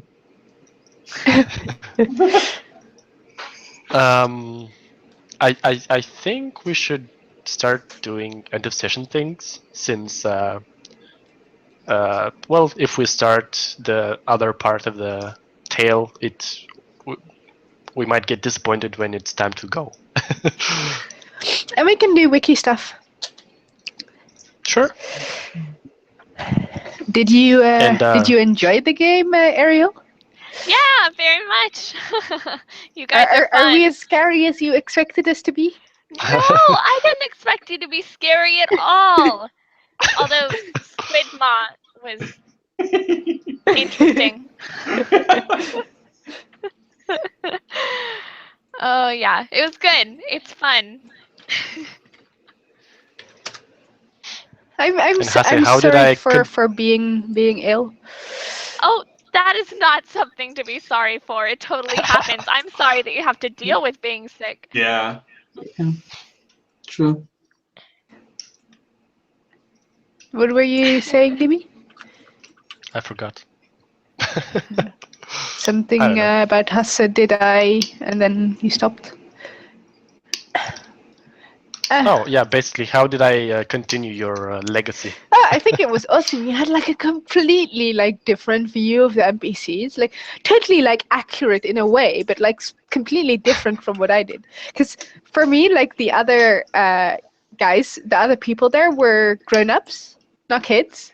Oh, yeah, right. They were young adults, right? But that's fine. That's totally fine. Like now they're kids. That's the thing now. And I'm going to send a link on the general Skype chat. Because I didn't want Twitch to suddenly have access to and edit rights to our documents. But you might want to check that out, Ariel. Sorry. This this is our wiki. And here, like, we play a kind of like a sub game in between the sessions, where we create the world together. So Okay. you guys are scholars, and you totally disagree with whatever the other guys say. They're idiots, and they don't understand anything about good research and the true history of the world. Okay. Obviously. So every week I'll tell you guys to write an article. I used to also tell you which letter it had to start with, but there was a rebellion and then I decided to remove that rule. I know, I'm so difficult. Sorry. So you can totally choose like whether it's starts with the A, B, or whatever. As you can see, there's first a list of or an index where you can see the red things are not yet created, but there's references to those things. Okay. If you scroll down to page, 5, there you see there the article starts. So somebody writes an article about King Alban, the pirate king of ancient times. There's many false rumors about this legend, but this is the truth, and blah blah blah. And then somebody creates a footnote like, actually, Alban wasn't a pirate king. It was a group of travelers traveling the sea. And their goal was to create the best single non-alcoholic drink in the world. The lemonade Alban. And then it goes on about this lemonade. Yeah. Okay. And then, like, the idea is, like, this one is, like, a complete opposite, but often it's also, like, hey, there's some link to the original, like, in the Alban Chalice. If you look down, it's, the entry says it was used to poison. It's a poison chalice, and it used to poison Queen Isleka, and any wine you pour into it becomes poison. And then somebody says, like, hey, it's not actually not actually creates poison. It's just normal poison that was put in there. But the chalice is still, beautiful and precious. And then throughout, you see these little references. So every piece of text, whether that's a main article or a footnote, ideally would have one or more references to other things. That way you can create this like interconnected net of things. Okay. The game is only if you find it fun. If you're like, this is horrible, I didn't want to do this, then, that's okay. You don't have to do it. But it gives you guys kind of some input in the world without you guys being spoiled beforehand, right? You've heard these rumors, but you don't really know what it's like because there's all these conflicting opinions on what things are. Yeah, that's awesome. I have to apologize. I did not do my article. Oh dear. Oh dear. You're going to have cleaning 3 duty on the exams ship this now. week and 1 today, and they were at times that I'm normally still chilling in my bed, and I'm not I'm not at my highest level at the moment, but I'm going to do everything tomorrow. Okay, sure. And I believe you did some extra earlier as well, so it's not a disaster. You're welcome to do 1 or more. Try to for every article that you create, try to create at least like 2 footnotes at the articles of other people, so that there's a nice amount of footnotes and articles. Eventually, the goal is to have like 2 to 3 footnotes per article, but like I don't think you guys are going to reach that very fast. So I'll help creating footnotes as well. Yeah, I was actually kind of bad too. I only did 1 foot. Oh. How so very disappointing. If you were old Squidma, you would, drown yourself. Which would be very difficult for you. Yeah. But he'd try. So, and then be very disappointed that it doesn't work. It's a chain reaction. Ariel, you can still do these things on the that are on the character sheet page. So to the extra section of your character, you can add that your reputation currently is unknown and that you don't have any bounty on your head. And then as you blow up bridges or escape from prison, you'll eventually get yourself a reputation and a bounty. Not looking at anyone here. No. All right. Just random examples. Don't know where those came from, but cool. Yeah. You can also have a piece of equipment that has an aspect associated to it. So in Fate, there's the I'm not sure what it's called, but there's this rule that everything can be represented as a character. So everything, even items, can have aspects and skills and stunts. Okay. So you guys get to start with an item that has an aspect. If you want to read more about items, you can go to the journal tab, and there it says equipment or about equipment or something.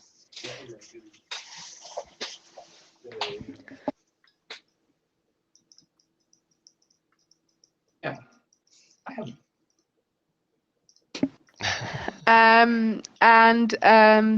Let me know what the role in the ship is. I'll think of a racial and a bonus based on your role that you choose. So I'll think of a stunt to go with your race, and for your role in the ship, you get a +1 to a skill. Okay. And I'll let you choose between 2 skills or something like that there. I think it was a +1 on the skill. But you can choose between 2 skills. I gave you guys all a choice. Sorry, I heard +2, sorry. No, it's a +1 to a skill, but you can choose between 2 skills that I give you. Dimi also made a nice document for the Pirates Code. Could you repaste that in the chat, Dimi? Let me... Just a second. Because as pirates, you guys obviously get to create your own code. With rules like no robbing temples and things like that.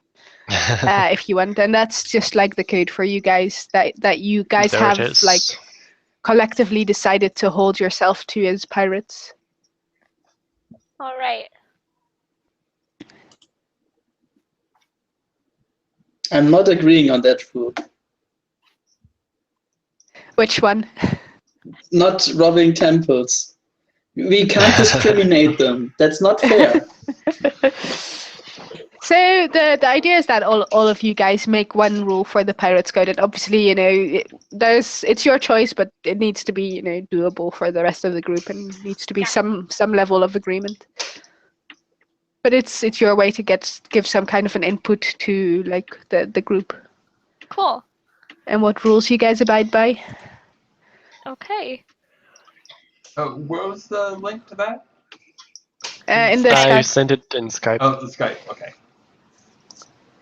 So your homework for next session will be create a rule for the Pirates Code if you haven't already done so. Come up with an idea for a flag and a name for a ship, or at least create some kind of consensus on what you want to go in, and we can, play the whole actual decision out in game. And do at least 1 article and 2 footnotes for the wiki.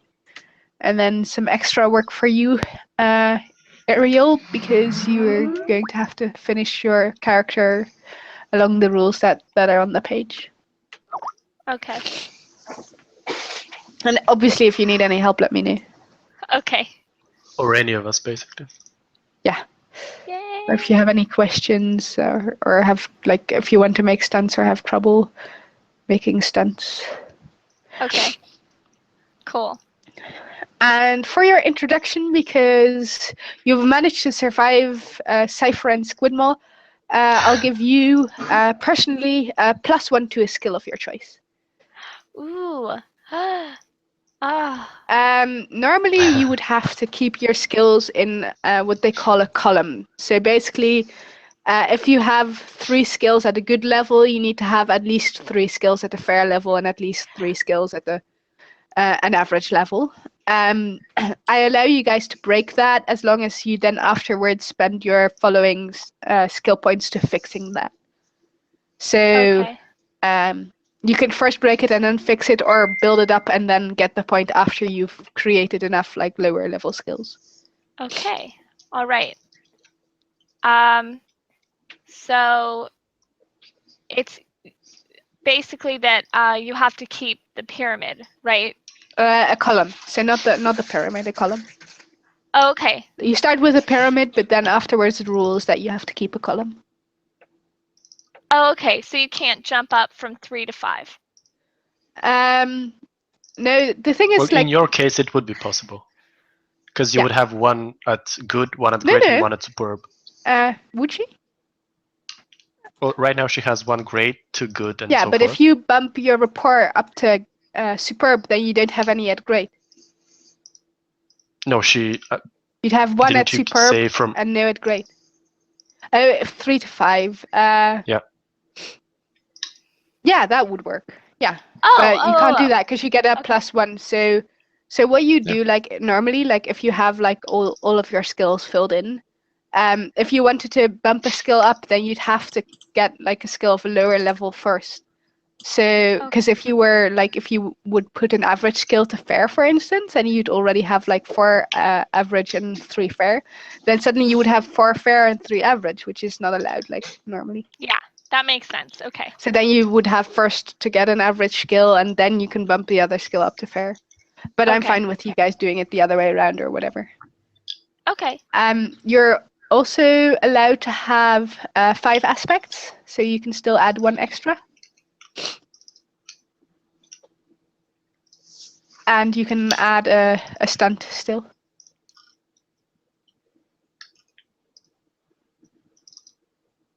Okay. And don't worry about forgetting it. I'll remind you if you don't do it. Okay. And I can pick all of these this week, right? Yeah. Okay. All right. And you can change stuff later. You don't have to worry. Maybe you can give Ariel the stunt list, Dimi, the extended stunt list that you found. Oh, yeah, sure. Because there's like, you're not the first person to make stunts, right? There's plenty of people who've done stuff for Fate already, so you can just steal from their inspiration. That sounds smart, yeah. I've never seen that list. Well, if you want to change one of your stunts for something on there, Well, probably yourself not. out. But I'm just interested.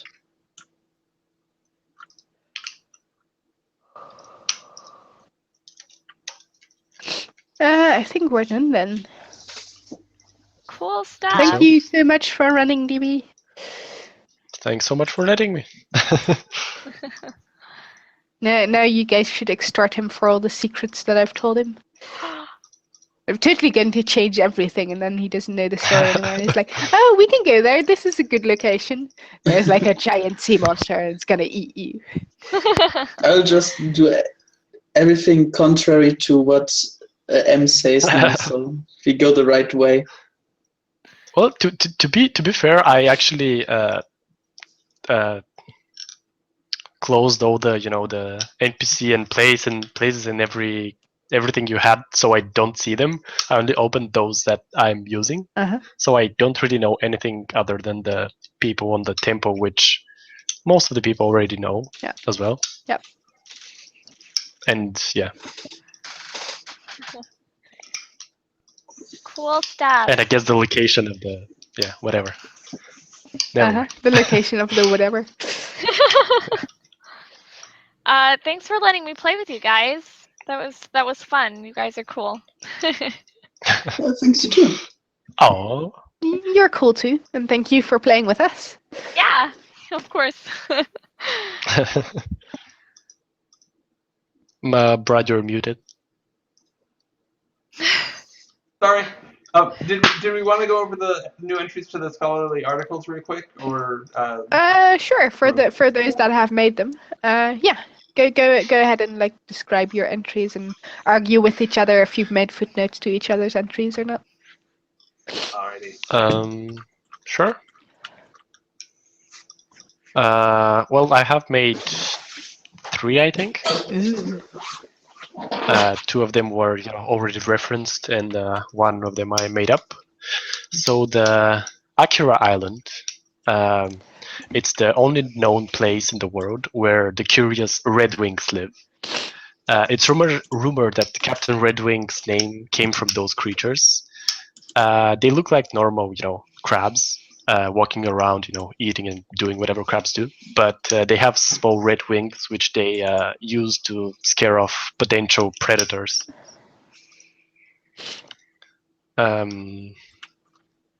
And I don't see any footnotes, so I must be right on that. Obviously, Yes. obviously. Could well be.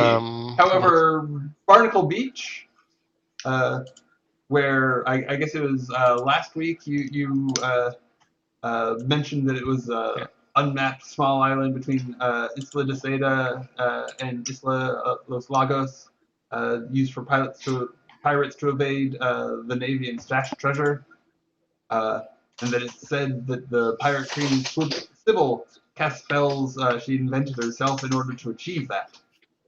When on the island, no 2 pirates are enemies, regardless of what happens in the outside world, and there is no thievery or major dishonesty. Well, that's preposterous. And while there may be some truth to the rumors of an uncharted island or islands in that region, the very idea that notorious villains could be compelled to perfect honesty by anything other than a torturer's craft is patently ridiculous. You're obviously awful at your research. I mean, I'm speechless. I'm sure the next one who comments on my article will be totally supporting my claims. Sure. I'm certain.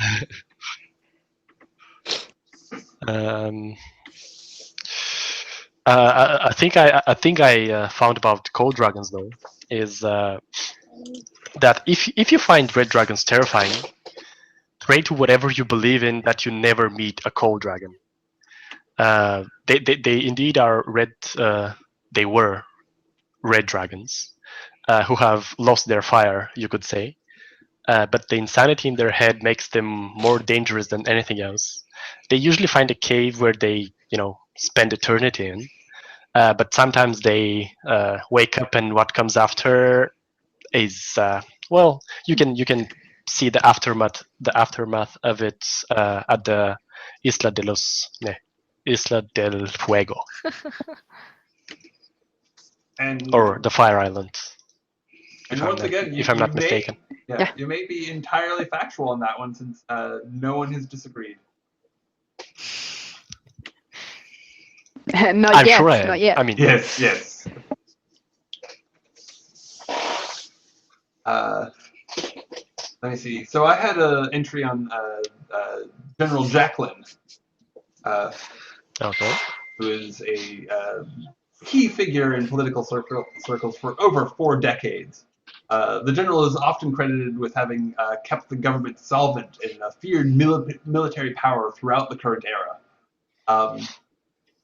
As Jacqueline both instituted the policy of turning a blind eye towards pirates willing to collect demon fire, and popularized the program whereby naval vessels can be hired to protect certain trading galleons. But strangely, for such a well-known military figure, there's some question over the general's gender, a question which Jacqueline has steadfastly refused to resolve. I mean, like a scholar like ourselves can't do any work these days with all these generals refusing to just tell you what sex they are, right? what they are. It's frustrating. It's just you can't do science like that. Life of a scholar is hard. Well, you seem to be right on that as well. For now. And I do have another entry, which is the one for the Eastern Road, a small mountain path to the untrained eye, but many people who've walked that path are sure they felt strange things, and all stories sound familiar. A feeling of great power and exhaustion at the same time.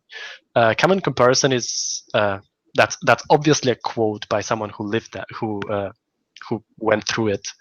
I felt like I was able to understand demonic magic. The adventurers can find the Eastern Road on the Isla de los Lagos, somewhere above the Lake of Yesterday. But be warned that not all can shake the feeling of power and paranoia, even when they leave. Oh, and guess which way we're headed in game? Oh no! Sounds good. Bum, bum, bum. We have sound effects now. That's awesome. I'm allowed.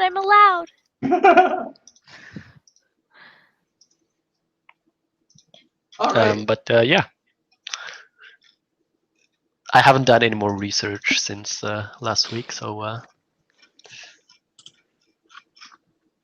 I know you're all thirsty for my knowledge, but I'm sorry. I'm thirsty for it's quality, not quantity. They call anything the knowledge these days, huh? Oh, I'm sure to put the effort in and publish something that I'm sure about, and not claims like pirates can't be truthful and honorable amongst each other. I mean, that's just. But people would read anything these days. I don't know. Where did that scholar get off doubting you? Exactly.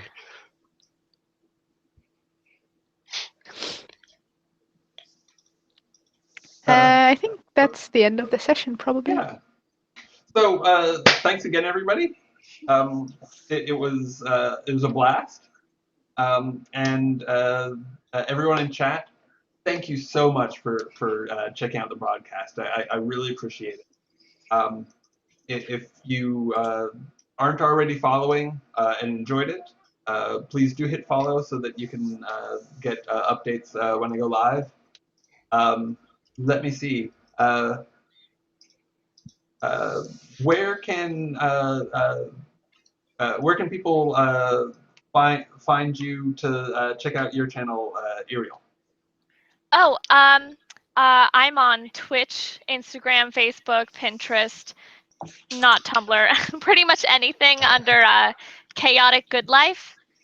So that's just my gamer tag for everything. Chaotic Good Life. I stream mostly Destiny lately, but I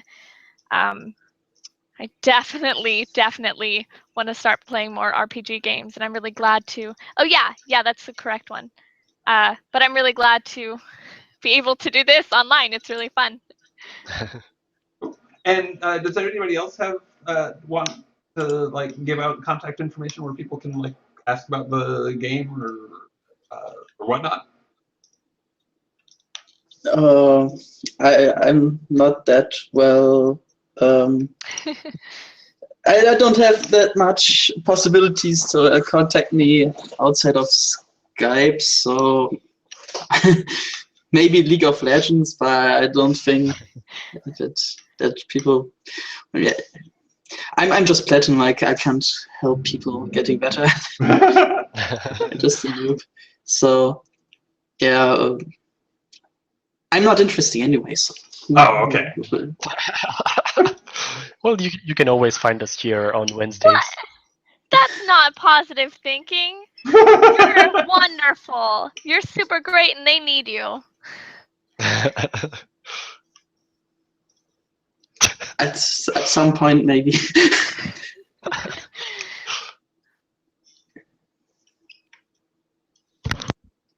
Anyone else? Okay. Well, once again, thanks for joining and being a part of this, and have a great rest of week. I'll see you guys next Wednesday. Hopefully, right at 10 rather than the little bit after. That was really my fault. I was like fiddling around with stuff. And let me see. The next broadcast will probably actually be tomorrow, tomorrow late. Just playing Magic or something. Probably around 11ish Pacific, and then the next full-on gaming broadcast will be this Saturday, which will be taking Waterdeep, the ongoing 5th edition D&D. And I guess that's it. Yeah, cool. Bye. Bye. Thanks all for watching. Again. And Hase is typing